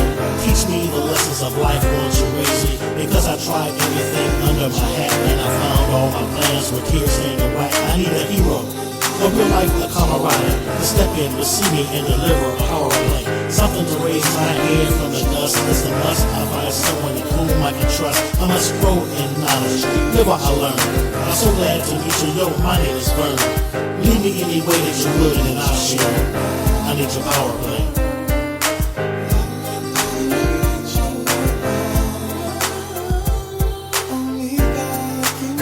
Yeah. Here comes another one.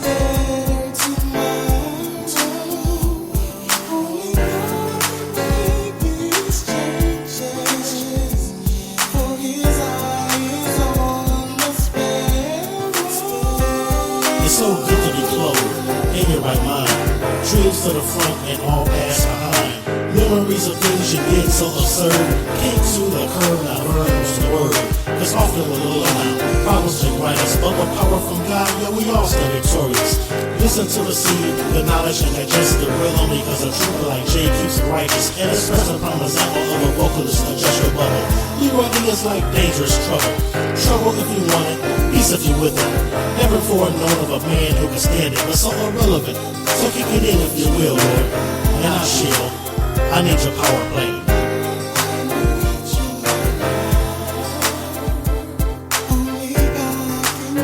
Yeah. Here comes another one.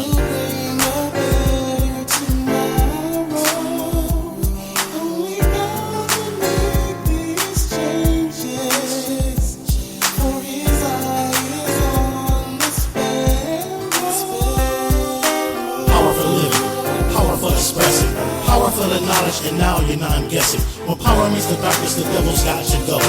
That's my Fed Wizzo, and now he's going loco.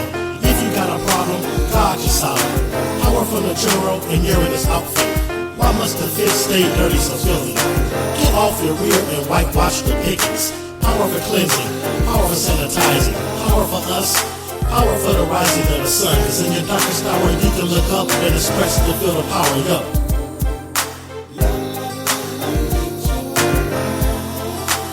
I need your power play.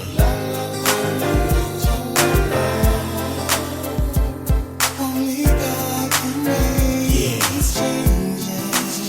Comes another one.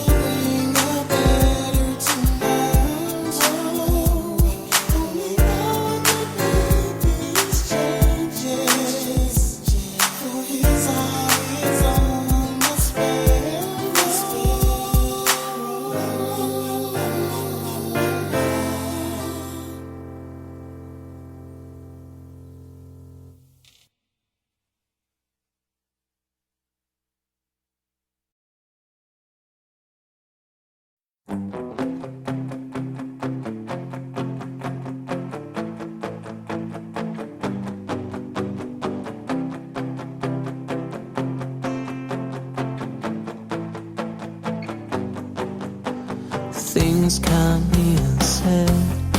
Streets of these are going to dead end.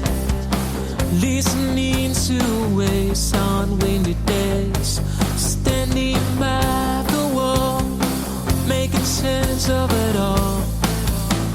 So alone in the dark, all alone in the dark, all alone in the dark. You're alone in the dark. 'Cause I won't let you go. You're so far away, always with my soul. I won't let you go.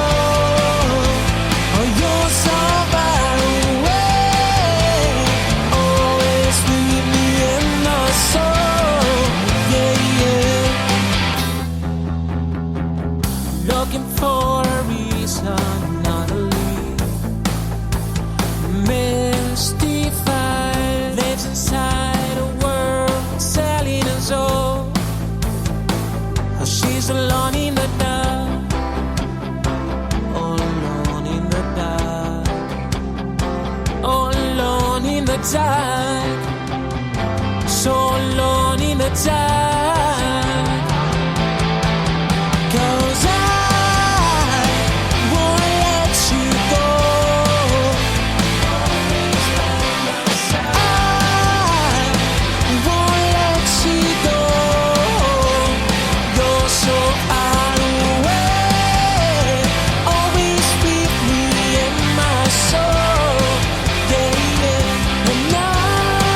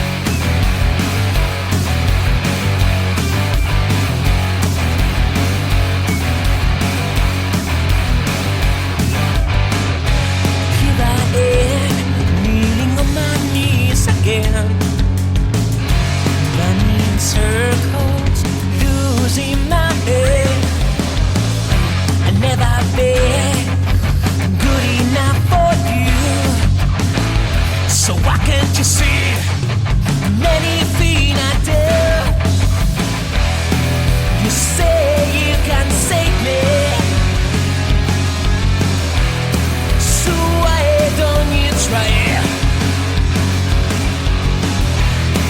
No matter what you tell me, tonight I'm gonna say my last goodbye. Oh.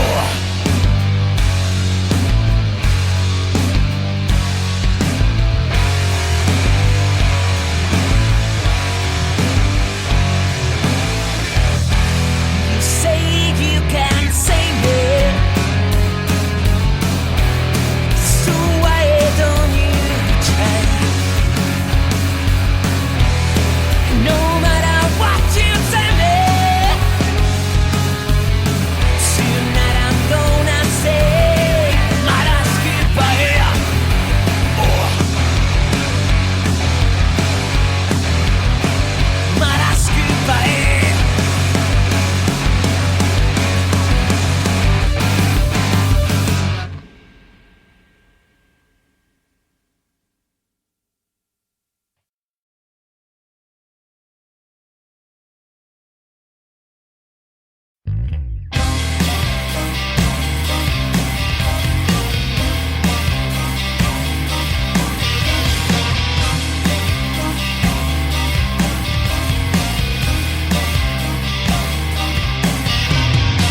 My driver pulls up in my limousine, ready to take me anywhere I want to be. I say, I want to go. Take me to a college scene. I'd like to go and dance, have drinks, and hunt the perfect date. Yeah. Living at the dark, I search lonely streets to find hidden shadows in the dark.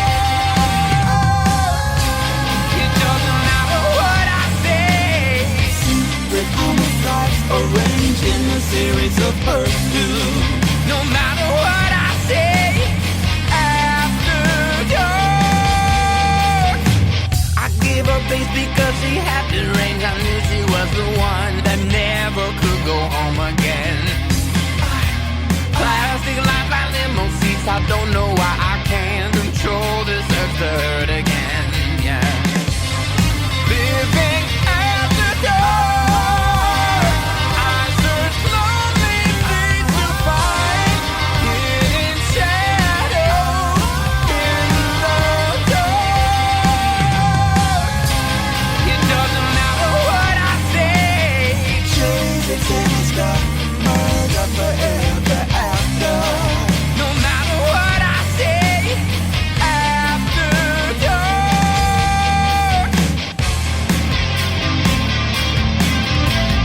Feeling ran to arguments and fear. Hiding place with days of December. Concerning works furnished in revenge.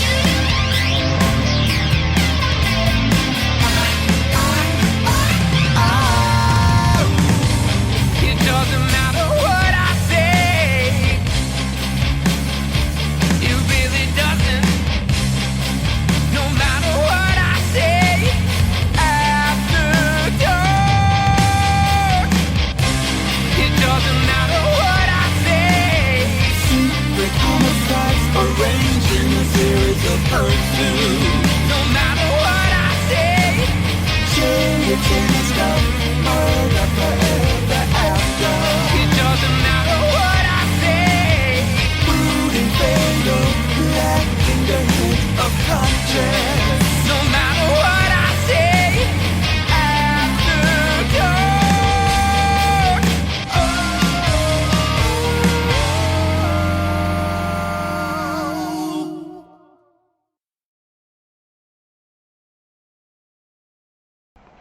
Welcome back, and thanks so much for joining us tonight on We Are Paradox Media's Late Night in the Rockies. Tonight we are blessed to have Miss June Lundgren on. She's been sharing her experiences and knowledge with us, and I'm so grateful. Thank you so much for being on our show tonight. Well, thank you for asking me. I always enjoy, I try to help people by bringing some information out so that people can, help themselves. It's really important. It really is, and I think it's very important that we do help each other and share this knowledge. That's why I love doing this show. Like, I've always been socially anxious. I have social anxiety, so when I was first asked to start doing a show, I was like, let me think about it. And I was like, man, I really got to do this, and I'm so glad that I did, because I love having guests like you on that are very educated and in tune and smart, and know what you're doing, what's up, and I think it really does help a lot of people, and that's what's really important, is helping each other through this, what seems sometimes like hell on earth. Yeah, it's really important to bring awareness, because these negative entities work behind the scenes. I mean, a lot of times you don't even know they're there. They're attached to people in power. It's scary. If you knew everything that I knew, I don't think you would be feel too safe about what's going on with some of these things. But Yeah, I try not to scare people. Well, it is scary times too, and I don't know. Do you feel like we're close to the end? No. Me too. It won't come in our time. It won't come in our children's time. It's not. Nobody knows when the end will come. I just know that this is what I can see, and that's what I've been told by God. It's not in your time. It's not in your children's time or your children's time. So that's just as far as He would go with it. And I'm like, okay, fine. We haven't screwed up too badly. I know we have, but you're willing to give us a break here, cut us some slack. But it is what it is. You have to. My whole deal is, you go through your life, and if you don't cause a lot of pain and suffering to people, and you have a open heart and a good heart, then then that's all that you can ask for. You try to help as many people as you can, and keep an open mind. That's one of the things my grandmother taught me. She's like, the best advice I can give you, she said, is to keep an open mind. And she says, and it's as Shakespeare said, there are more things in heaven and earth, Horatio, than are dreamt of in your philosophy. Because, just when you think that you know how a demon will react, or that they're predictable, they change it up on you. That's why the opening of my book, The Dark Side of the Paranormal, I say, forget everything that you think you know about demons and the dark side. I said, because you don't know half of what they can do, and you don't want to know what the other things that they do. They do a lot of things that you would never even think of. And people don't understand that demons evolve. They don't stay stagnant per se. They do evolve, and recently, over the last few years, I've run into evolved, but a couple that, because they didn't want me to talk about them, because I didn't touch anything. Right. It happens a lot. It happens a lot. I call it paratechnical issues. Yeah, I had one guy where I did a show out of back east, and he says, after I did the show with you, he said, my whole system crashed. My radio equipment crashed. My computers crashed. Everything crashed. I'm like, oh, sorry, I forgot to warn you about that sort of stuff. It can happen, or people will get growling in the back, in the sound. People will pick up, paranormal issues. I had a podcast for a short period of time because I just couldn't. I had too much to do. But I did one with my sister group in the UK, and you could hear us talking for the first half hour. Then after that, it was all ghosts and demons talking. It was hilarious. Oh, wow. I'm like, really? What were they saying? Okay. there were murmurings, and you could hear men and women talking, and doors closing and opening, and you could hear every now and then you hear a growl or a word from a demon. And it's like, really, this is no good. I can't use this. So we had to redo it. I told Michael, I said, you need to watch the audio this time. I said, we need to not pick up all these other things. So the second time was okay. Yeah, it'd be cool too if you could amplify the sound and such and see what exactly they're saying. Yeah, a lot of people, want to send me like clips that they've gotten, EVPs and stuff like that. And I'm like, it's like one lady says, I've got this one and the demon is talking, but I don't understand what it's saying. And said, I'd like to send it to you. I said, well, it would be interesting listening to it. I said, but they won't let you send it to me. So you might as well hang that one up because they have their ways. And I was right. She said, I just can't get it to go. Nothing works. And I'm like, yeah, I know. I said, they're pretty much predictable on what they have to say. But these two demons that I've picked up on the last couple of years, they've evolved, but I almost want to say these two are devolving, because it's like if they were human, I would say they were crazy, because their thinking is scattered, and it's not the way most demons think. And even the other demons don't want to have anything to do with them. And it's quite interesting. I told Lucifer, I said, what's up with this? I said, you got a sicko here. And he's like, those are aberrations. We do not speak of them. We kill them. I'm like, alrighty then. Do you don't mind if I kill it? He's like, I kill him when I come across him. He's like, no. And then they stop talking. I'm like, okay, fine. And what exactly are those? They're demons that are evolving. They're like lesser demons that are evolving. One of them looked like it was half demon and half succubus, and the other one looked like it was half demon and half harpy. And it's like, and they were like, really, they were insane. They were just, not even the little creepy crawly dudes would have anything to do with them. And lesser demons they travel in packs, and they always have the little creepy crawly dudes hanging out, because it's like a shark with pilot fish. But even the creepy crawlies wouldn't have anything to do with these two. I'm like, alrighty then, you're whacked in the head. All right, I'm doing you a favor. Because they're like an off-breed or whatnot, because they're different than them? It's almost like, how humans, you use Henry VIII, incest, it creates unstable. Right. Unstable. And that's what these two were. They're like two of the evolved ones that became unstable. And it's like it went crazy with them because they're insane. And it's like, okay, and they immediately want to enter the physical world and throw people around, cause car accidents, shove people down the stairs. They don't work up to it. Normal demons will work up to scaring the heck out of you. Little things at first, and they get bills. Not these guys. They come in like gangbangers, and they start, tossing.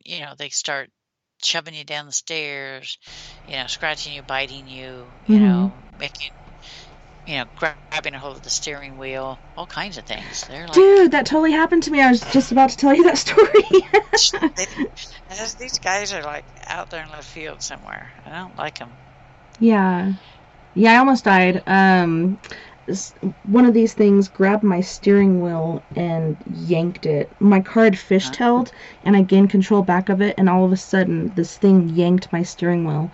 But luckily, instead of going off the 500-foot cliff, I only went off the 50-footer, which was scary enough. Luckily, the trees caught us, or else we would have gone down another 1,500 feet to a dry riverbed. So, that was just insane. And then I've been scratched before, and shortly after that, I did have I call it a walk-in because a possession I think would last longer. But this thing Yeah. was pissed off that I went and cleared this house. And I did go alone, which I'd never have done again. Because I think, Yep. like you said, you know, You numbers are need, yeah, better. you need somebody watching your back. I mean, Yeah. I go alone, but that's because of what resides within me. But I would Yeah, never you're not really suggest alone. anybody. Yeah, I'm never alone. So that's why I would suggest nobody ever do it. And if you think there's a demon there, best thing I can do is tell you not to acknowledge it, because to acknowledge it is to make it see you. And for God's sakes, if you think you have a demon in your home, do not sage. To sage is to set it off. It will amplify. wow. Yeah, it's like, oh, you're trying to get rid of me? Pfft, I'm just gonna, like, you know, it ramps up the activity like 100-fold. So as far as holy water goes, do they mind that you're not Catholic and you come in and get it? Yeah, Catholic doesn't make any. It's the act of blessing the water. Mm-hmm. It's the intention behind it. It's the thought, and the intention behind it is to bless. So really, that's what it's all about. It doesn't matter. It could be toilet water.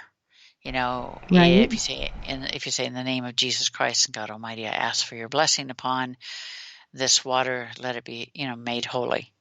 I mean, you could do that, and if it would do that, you know, if you have that intention and you have that connection, then it's no problem. But if you don't and you have any doubts, I wouldn't do it. Okay, so that was another question that I had. I have a very diverse group as far as my paranormal group goes, and some of them make their own holy water and such, and I've always wondered about it, but I believe in them and you know, their faith, so, you know, some of them are pagan, so on and so forth.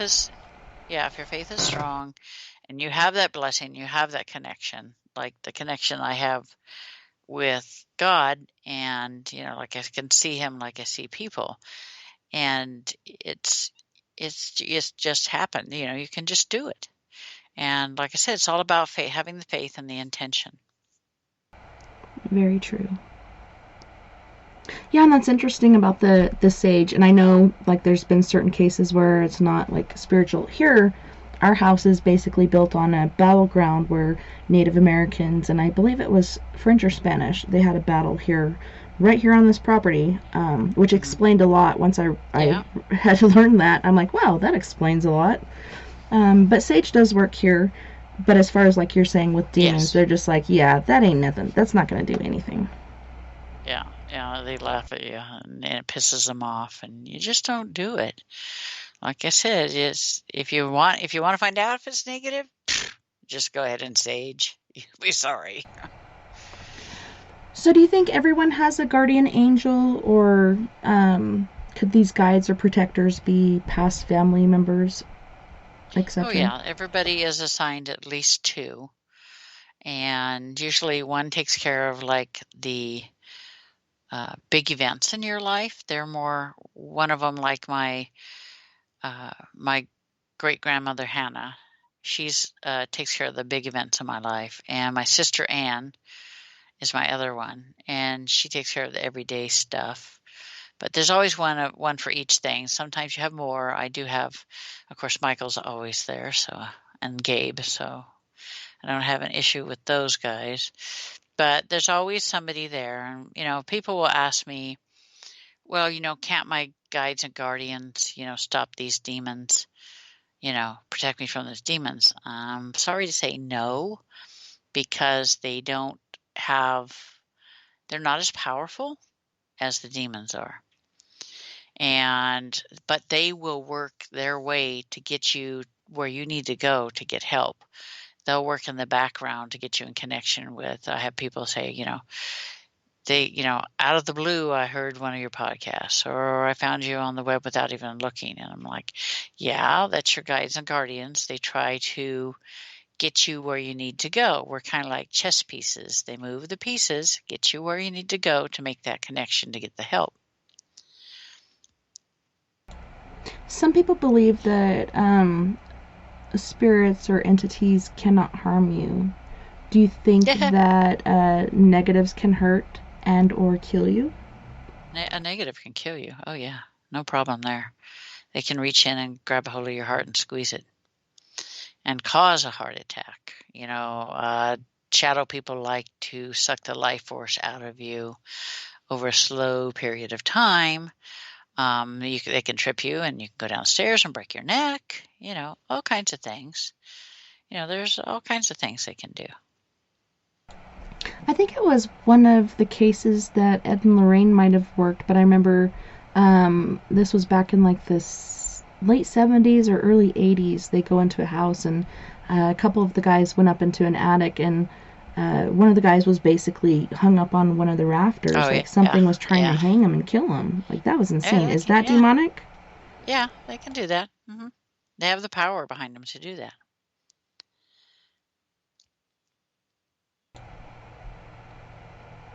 So we are in the last 34 minutes of our show. It's been really awesome. I'm just wondering, is there anything that we haven't touched on yet that you think that we should talk about? A lot of people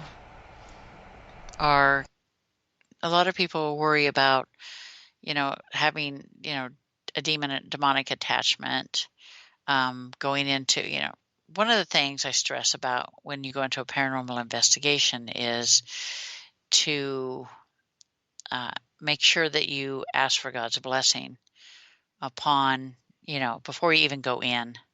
Because anytime you do paranormal activity, a paranormal investigation, it opens a portal. It opens a doorway. Every time you do an EVP, every time you read tarots, every time you do an intuitive reading or scrying or any of those things, pendulum work, it all opens a door. People fail to realize that if you open the door, something's going to come in if you leave it open. Mm-hmm. And I find that happens quite a bit, where people will do an EVP session or something like that. They won't bother to ask for, blessing. They won't bother to close it. And they just do these EVP sessions, which opens the portals, and, it's like it's an open door. The demons see it, they're going to come in. They're not going to pass it by. It's really important that people be aware that these portals are opened by us humans, in all the stuff that we do, all the paranormal investigations we do, the EVPs. People fail to realize that there's thousands of portals that are open, and that, the good ones can come through as well as the bad ones. And if you just remember to ask for God's closure on the portal, or ask that the portal be closed, then, there'd be a lot less paranormal activity hanging around. Because demons can create what they call dark portals. The dark portals are ones that are specially created by the demons, and they can come in all sizes, whether they're just no bigger than a baseball to, the size of a car. They're just huge. And then they have what they call, which I call them, pantyhose portals. Ha ha. And because what they could do is you can have a place that's protected, but it's like, you remember the old shears that they used to have in the old days, where the sheer curtains, and they would get runs in them and snags and stuff like that, and they would create little holes in them. Well, they kind of do that sort of thing to get energy into a location. They may not be able to get in themselves, but instead of having a human spirit go in, they will create these, as Michael calls them, incursions, where they can just basically blow smoke through the holes, which it's not really smoke, it's negative energy. They will blow energy in to disrupt an individual with their sleep, to screw up with their mind and stuff like that, even though they can't get in and physically attack them. These are one of the things that you'll find from time to time. And they're a pain in the rear, but you just have to, be aware of them and close them. And I've come across several of them recently, they're trying to find other ways to get into the physical world to cause problems. I was, a couple years ago, Michael came to me and he says, "You need to go to Vegas." I'm like, "I don't want to go to Vegas. I don't like Vegas." He's Yeah. like, you need to go to Vegas. I'm like, "Why do I need to go to Vegas?" He said, "You need to go to Vegas." This went on for like weeks. And then finally I said, "Are you going to tell me why I have to go to Vegas? Because, I can't just up and say, 'Oh, I'm going to Vegas, honey. I'll see you in a week.'" I said, "I have to take time off work, this sort of thing, He says, "There's a dark portal being created of immense size. And it's being created by 2 specific demons." Now, these demons, one of them was the second one was in control under under Lucifer. And I'm like, "Really?" I said, "Lucifer knows about this?" "He knows about it. He's asked us to make you aware of it, to send someone." I'm like, "Geez, really?" Wow. So what they've done is they have used a human to create a collection of objects that have Oh, you're talking about Zach Baggins. that have old demons attached to it. And I'm like, "Really, you're kidding me, right?" And they're like, Oh my "No." goodness. So he says, "You need to go down there because if it gets open," he says, "it will be horrible." He says, "There will be so many of the old demons coming through that it would just be, it'll be horrendous." And I'm like, "Ugh." So I took a trip down to Vegas, and I'm like, I got the tickets to go there. A couple of my friends went with me, and I'm like, "There's too many people in there. I'll have to do it from outside." So I went ahead. And of course, guess what's next to it? A Masonic lodge. Let me think about that one. I went down and I took a battalion of warrior angels because they needed to surround both buildings. And the Legion went with me, and I told the warrior angels, he said, "You need to make sure nothing comes through this, nothing gets out alive." And so it took about 20 minutes, but we got everything and closed the portal. And then we went through the museum afterwards to make sure everything was gone. And it was. So, of course, I can't account for if he brings more things in. I did it once. I'm not doing it again. Yeah, and he's constantly collecting things, and some of the things they were doing during lockdown, because, you can't really go anywhere and investigate. So they're playing with all these different, things they got going on there. Oh my goodness. Yeah, it was just ridiculous. So the one that was attached to the Debic box was a real. That one was a very old and nasty demon. So that one I had to make sure that one was killed as well, because I can't leave any of them behind. It's just not a good thing. So we cleaned them out. That was a couple of years ago. So, and I never told anybody about it. I didn't tell. One of the guys that was, working the lines there, he says, "I know who you are." I'm like, "Yeah." "That's who I am, all right." He says, "I was in on that investigation." He says, "I helped with the security and stuff on that." I'm like, "Yeah, that was me." He says, "What are you doing here?" And I'm like, "Paying a visit." So you were talking earlier about opening portals and such, and I've been meaning to ask you all night, but I keep forgetting because other stuff keeps coming up. But do you think Ouija boards are any more dangerous than all of these other things you were talking about before, like dowsing rods and pendulums and such? No, they're like the other things. It's a tool. And if you use it for good, then you get good from it. And you ask for the blessing before you even start the communication, then you're not going to have a problem. But if your intention is to summon a demon or to talk to one of the other ones, then, that's what you're going to get. It's a tool like anything else. It amplifies the connection to the other side, whether it be dark or light.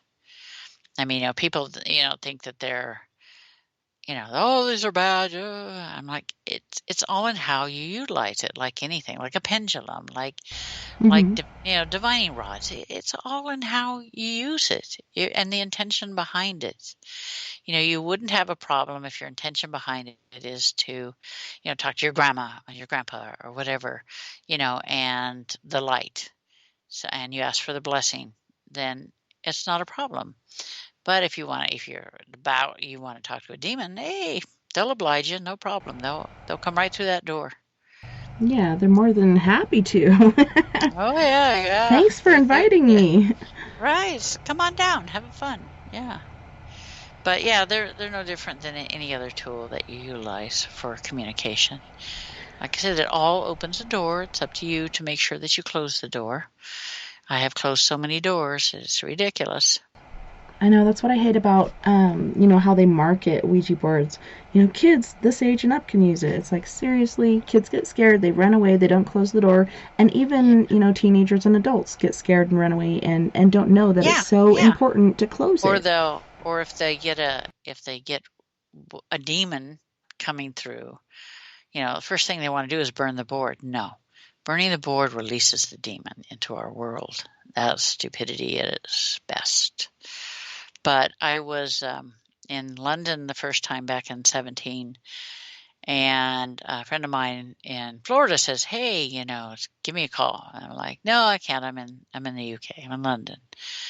And she's like, "Oh, well, there's this lady in London that I think you might be able to help her." And I'm like, "Okay." I said, "Send me the information."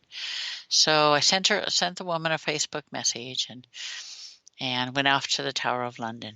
And when I returned, I got a message from her. She says, "Normally I don't respond to messages about this." And she says, "But I own a place called The Cage. It's a medieval women's prison for witches." Mm-hmm. And she says, there's been demonics there since I've owned it. And she says, "I haven't lived there for 15 years because I haven't been able to live there for 15 years because of the demons." And I said, "Well, just send me a picture of it, and I'll do the removal while I'm on the treadmill," because she was too far away. I didn't have transportation to get where she was. So she sent me the picture, and I did the removal while I was on the treadmill. It doesn't take long.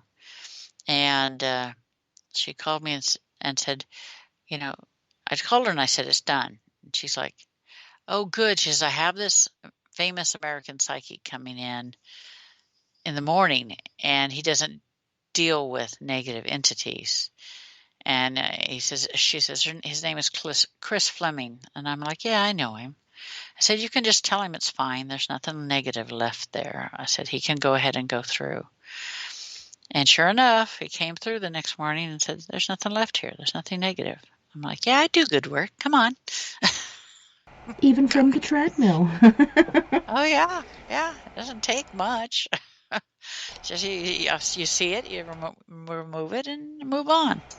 So that's is the this thing, Were you remote viewing? Did you astral? Like, how exactly do you do that? Yeah, I can, once I get a picture of a person or a thing or a location, I can see through Ariel what's there. She sees what's there, and I see what's there through her eyes. So it's just like the information comes like bang. It's like in a split second. And the problem with her is the woman that owned it, she finally sold it, but the woman that owned it, she was letting people come in and do investigations, and people were bringing Ouija boards in. Yeah. And trying to summon demons. That's intelligent. Okay. So I've had to rid that place. I had to rid that place of demons like 3 separate times. I told her, I said, "You know what? It's not happening." So when I went to London again, I went there and removed what was there. I said, "This is it. This is the last time." I said, "There's a bunch of portals in this town." I said, "No, I've never seen so many portals dark portals in this town." I said, "I'm going to close these I said, but I can't guarantee that there won't be some that come back. I said, it won't be for want of trying. So she ended up selling it. And I have no idea what she got for it. But it's like, just don't let people come in here and do that. Come on. She wouldn't even step foot in the house. She had somebody that would do the tours and stuff like that. I'm like, if you're that afraid of it, why do you even own it in the first place? But she managed to get rid of it last year. Yeah, hopefully she got a good deal on it and she didn't take a loss, because a lot of times with places like that you do.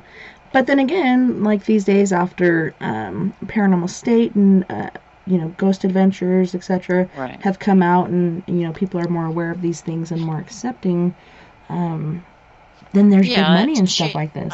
I know she ended up selling it to somebody that was into the paranormal, so I do know that much. I didn't ask her who. It didn't make no difference to me. Zach Baggins. But I'm just kidding. No, it wasn't him. I do know that. He buys everything haunted. It's like, really? It was an English person. It was an English person, but I do know that it was a male. But it's like, I don't care. It's got nothing to do with me. I did my part. I removed the demons. If you get more demons in there, it's not my problem. So have you ever been scratched or bitten or had sleep paralysis? Oh, no. They know what's inside of me, and they don't want to have anything to do with it. Because they know Ariel will rip them a new one without even a second thought. Yeah, They want to stay as far away from her as possible. But demons are kind of stupid that way. They'll see me come to a location, and they won't look any deeper than the surface. So they don't know what resides within the inside. But when she comes forward, they're kind of screwed. They're like, oh my, they're like, oh crap, too late. Sorry. Oops. And none of them want to deal with her. I've never had an issue with anything like that. A lot of people that do what I do have issues with health issues and things like that. But it's like Ariel says, I protect the body. And it's so amazing, these locations that do have dark energies or entities or even demons, how it can affect people's health. Oh yeah, it can. That's one of the side effects of dealing with them, is it tears your health down. Like I said, if I didn't have what I have inside of me, it would probably do the same thing to me. But I don't have any issues. I don't have any health issues. So it was, I was overweight, but I've lost 106 pounds. So congratulations. But it's like, people think, well, you need that, you need to be bigger to hold all the energy that resides within her. And I'm like, no. No, I don't. I said, we're not taking up two spaces in here, It's one space. But, yeah, I'm not getting any younger, so I figured, it's time to lose weight. So I did. That's awesome. And it's so hard to do and keep it off. So have you had luck keeping it away once you've lost it? Oh, yeah. I don't have any issues with it. You have to change the way you think about food and change your habits and find the reason behind the eating. So once you figure out those things, it's easier to lose. That's awesome. Yeah, I've done The Biggest Loser generally is when I've lost weight, because if I just get a gym membership and go and do it, I have nobody to account to. But if I do a group thing with friends or whatnot, as a group effort, it will make me push harder, because it's not just me, it's other people involved. And we actually won The Biggest Loser twice. It was pretty awesome. Cool. Yeah, I just did it by myself. It's like, yeah. Ariel's stubborn enough. It's like, yeah, okay, whatever. Yeah, and it's so important, what you put in your body as far as food. It's better to make your own stuff. Don't buy the pre-made stuff. If you do, make sure there's, what did she say? 10 or less ingredients in it, which is very hard to find with processed foods. But, yeah, a lot of the stuff that we eat as Americans are outlawed in other countries. It's insane what we put in our bodies. My husband's diabetic, so it's like I cook low sugar and stuff. So I don't want to be diabetic because I have it in my family history. So I don't want to do that. So that's why I thought, oh, got time to lose the weight. You're not getting any younger, you know. Nope, no longer a spring chicken. Now, I figure if I'm going to live to be 93, like I asked God one day, I said, I want to see my death. And he's like, okay. So I saw myself at 93 years of age, going to sleep and not waking up. I'm like, I'm good with that. What a way to go. Yeah, I told him, I said, you can't make me go brain dead. Because if I go brain dead, get Alzheimer's or dementia, I can't do your work and you're screwed. Right. So he says, you're not going to go brain dead. I'm like, thank you. Appreciate that. Yeah, that'd be really nice. Yeah. Because I work internal medicine and I see a lot of patients with Alzheimer's and dementia. It is so scary and sad. It is, very much so. But one of the things about, working with patients with Alzheimer's and stuff is the soul leaves the body. When in advanced stages of Alzheimer, the soul will come and go in the body back and forth, because it's, the moments when there's absolute clarity is when the soul's there. And when they can't even, lift their foot, then, the soul's gone. It's quite interesting to watch. It really is. So when you did working in the nursing field, did you ever see anyone with a demonic possession or features that could be caused by a demon or a dark entity? Oh yeah, you're talking about hospitals. Hospitals are like breeding grounds between hospitals and care facilities. It's like, okay, George, aisle 2, room 22, go on over there. It's like, that's why I don't work hospital work anymore. It's like, I get tired of that. It's not enough that I have to take care of the patient. I got to take care of the demons that wander through looking for people. It's like, really? I didn't sign on for this. I'm supposed to be nursing, not dealing with you guys as well at the same time. So that's why I work in a private clinic setting these days. That's good. Yeah, it is scary, and like you said, it's breeding grounds, or like I was thinking of it as like a cafeteria or restaurant for demons. Like that's where you go to feed upon the helpless, and it's amazing what's been captured on camera and such as far as these entities. Oh yeah, they just, it's like when I was in the military, I think the first time I ever dealt with one and didn't know that Ariel was within me was when I was in the military, and I was working ER, got a call from one of those base sergeants that one of his people hadn't been heard of for a couple of days, hadn't reported for duty, and they wanted somebody to come over there. So, in case the person was dead, they could haul away the body. So go over there, and he unlocks the door. Here's this guy, he's still alive, and he's curled up in a ball, and there's this demon sitting up in the corner waiting for him to die. I'm thinking to myself, really, you asshole? And so we take the guy back to the emergency room, and we get him in, off the gurney and onto a bed, and I go out to get the stuff to start an IV on him. I come back in, and here's this demon leaning over him, trying to, pull the soul out. Yeah, you're like, get out of here, you nasty fucking bastard. Yeah, I'm like, oh no, you don't. Not on my watch. And Ariel, the only thing I figure is Ariel must have come forward, because I heard myself say, he belongs to me. And whatever he saw in my face, he was gone. So now that when you think back on it, it's like obviously Ariel came through in that time.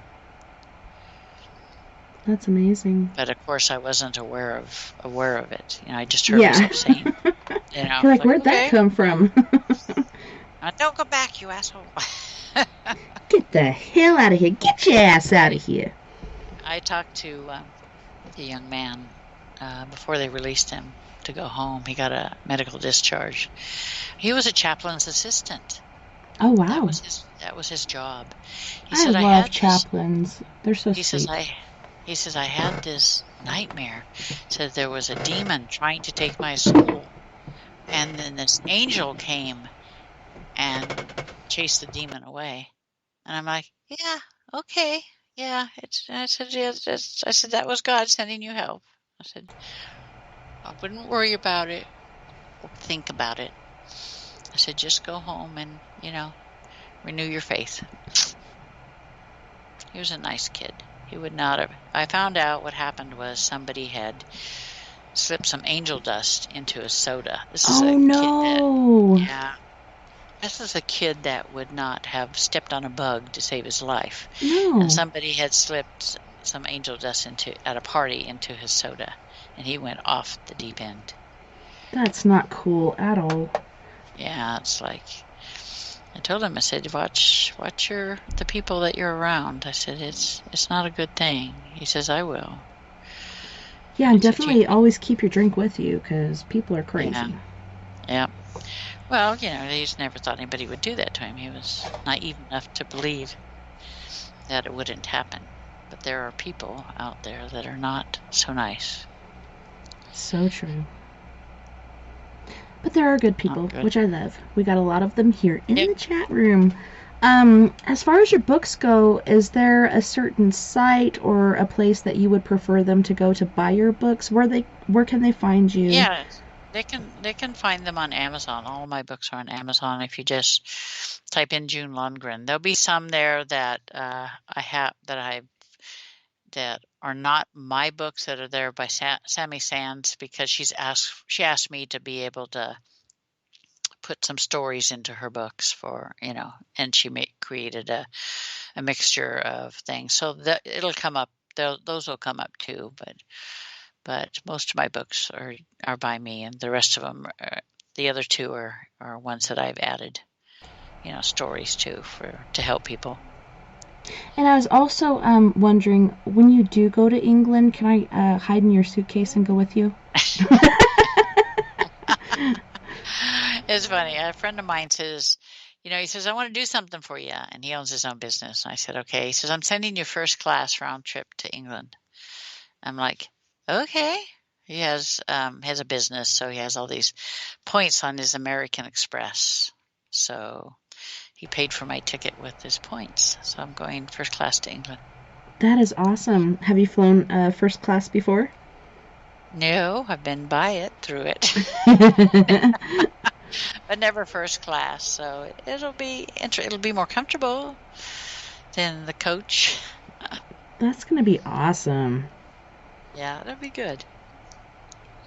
That's awesome. So when do you plan on going over there, and what are your plans once you go there?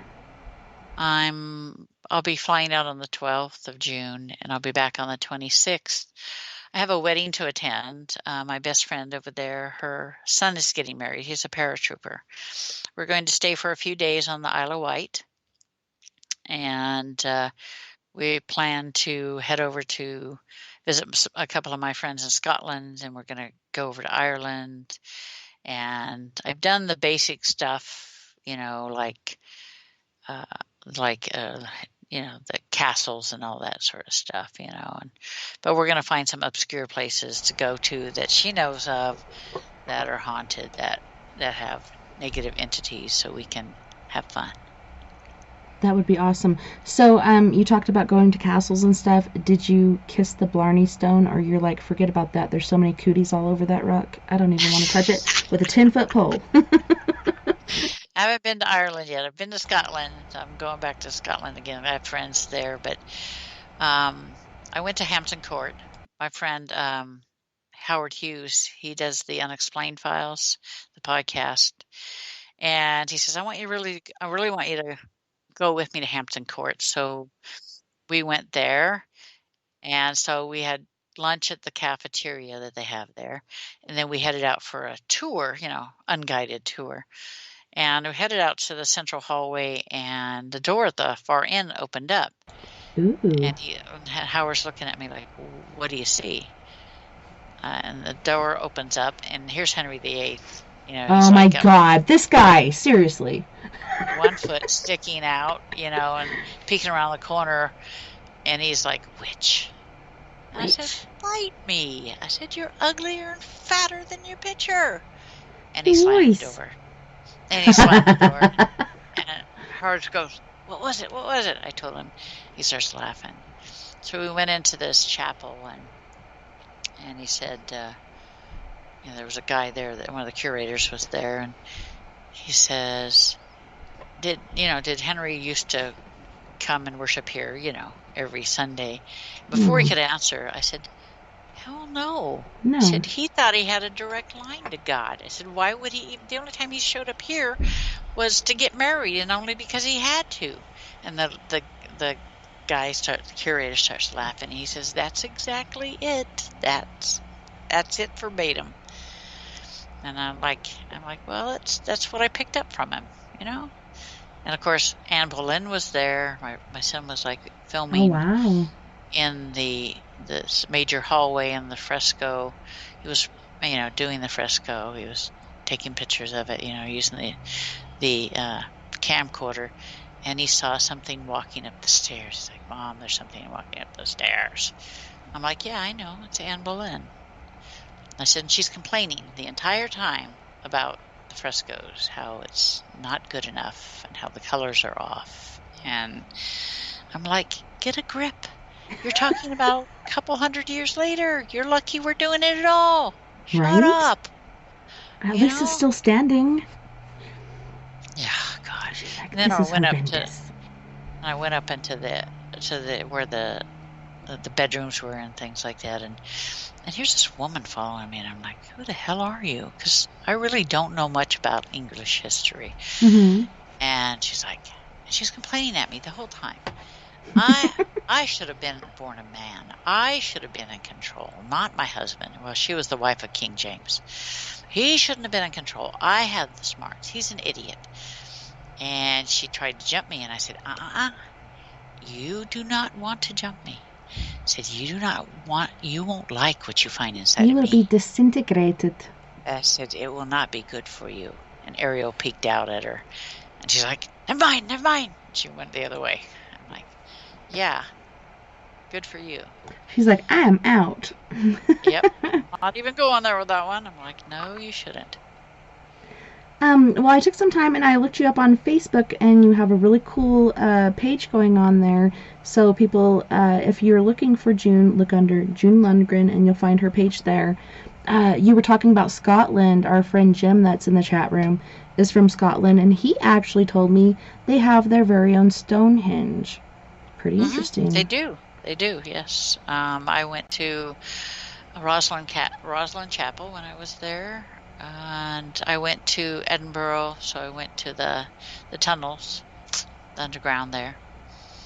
So, and made a visit to the Kelpies, the statues of the Kelpies, which is quite cool. And my son and I took a train to Wales, and we went to the Doctor Who experience, which was there at the time, which was quite cool. Because we're both big Doctor Who fans. Yes, the Doctor Who and the TARDIS. Well, unfortunately, June, we're at the end of our time. So thank you so much again for being on the show. And everybody, if you want to check out her books, I highly recommend it. Check it out on Amazon. Just look up June Lundgren. And who was your friend that you helped as well? Howard Hughes. Oh, no, you were talking about a friend of yours that you put some stories into her book too. Oh, Sammy Sands. Sammy Sams. Thank you again, June, for coming on. It's been awesome. And it'd be awesome to have you back again too. Thanks for having me. I would love to come back and visit. Nice. Especially after your visit. I want to see what happens. Yeah. What you find this time. Yeah. More stuff for another book. Indeed. So important. And thank you to all of our friends on We Are Paradox Media's Facebook, Spreaker, Twitter, Periscope, iHeartRadio, and wherever else beyond the Omniverse you're listening tonight. I had a wonderful time, and I can't wait to do it again. This next weekend, we got Miss Tara Goins and her partner. They're going to be on, and they're going to be talking about the paranormal. And then we also have Mr. Steve Stockton, and maybe we might have his friend Gemma on, and we're going to be talking about true crime, which to me is very intriguing. You guys don't forget, we're all in this together. Together, we can make the world a little better, and together, my friends, we are Paradox Media. Until next time, nighty night, love and light. It was so awesome to have you guys here, and take care of my yous.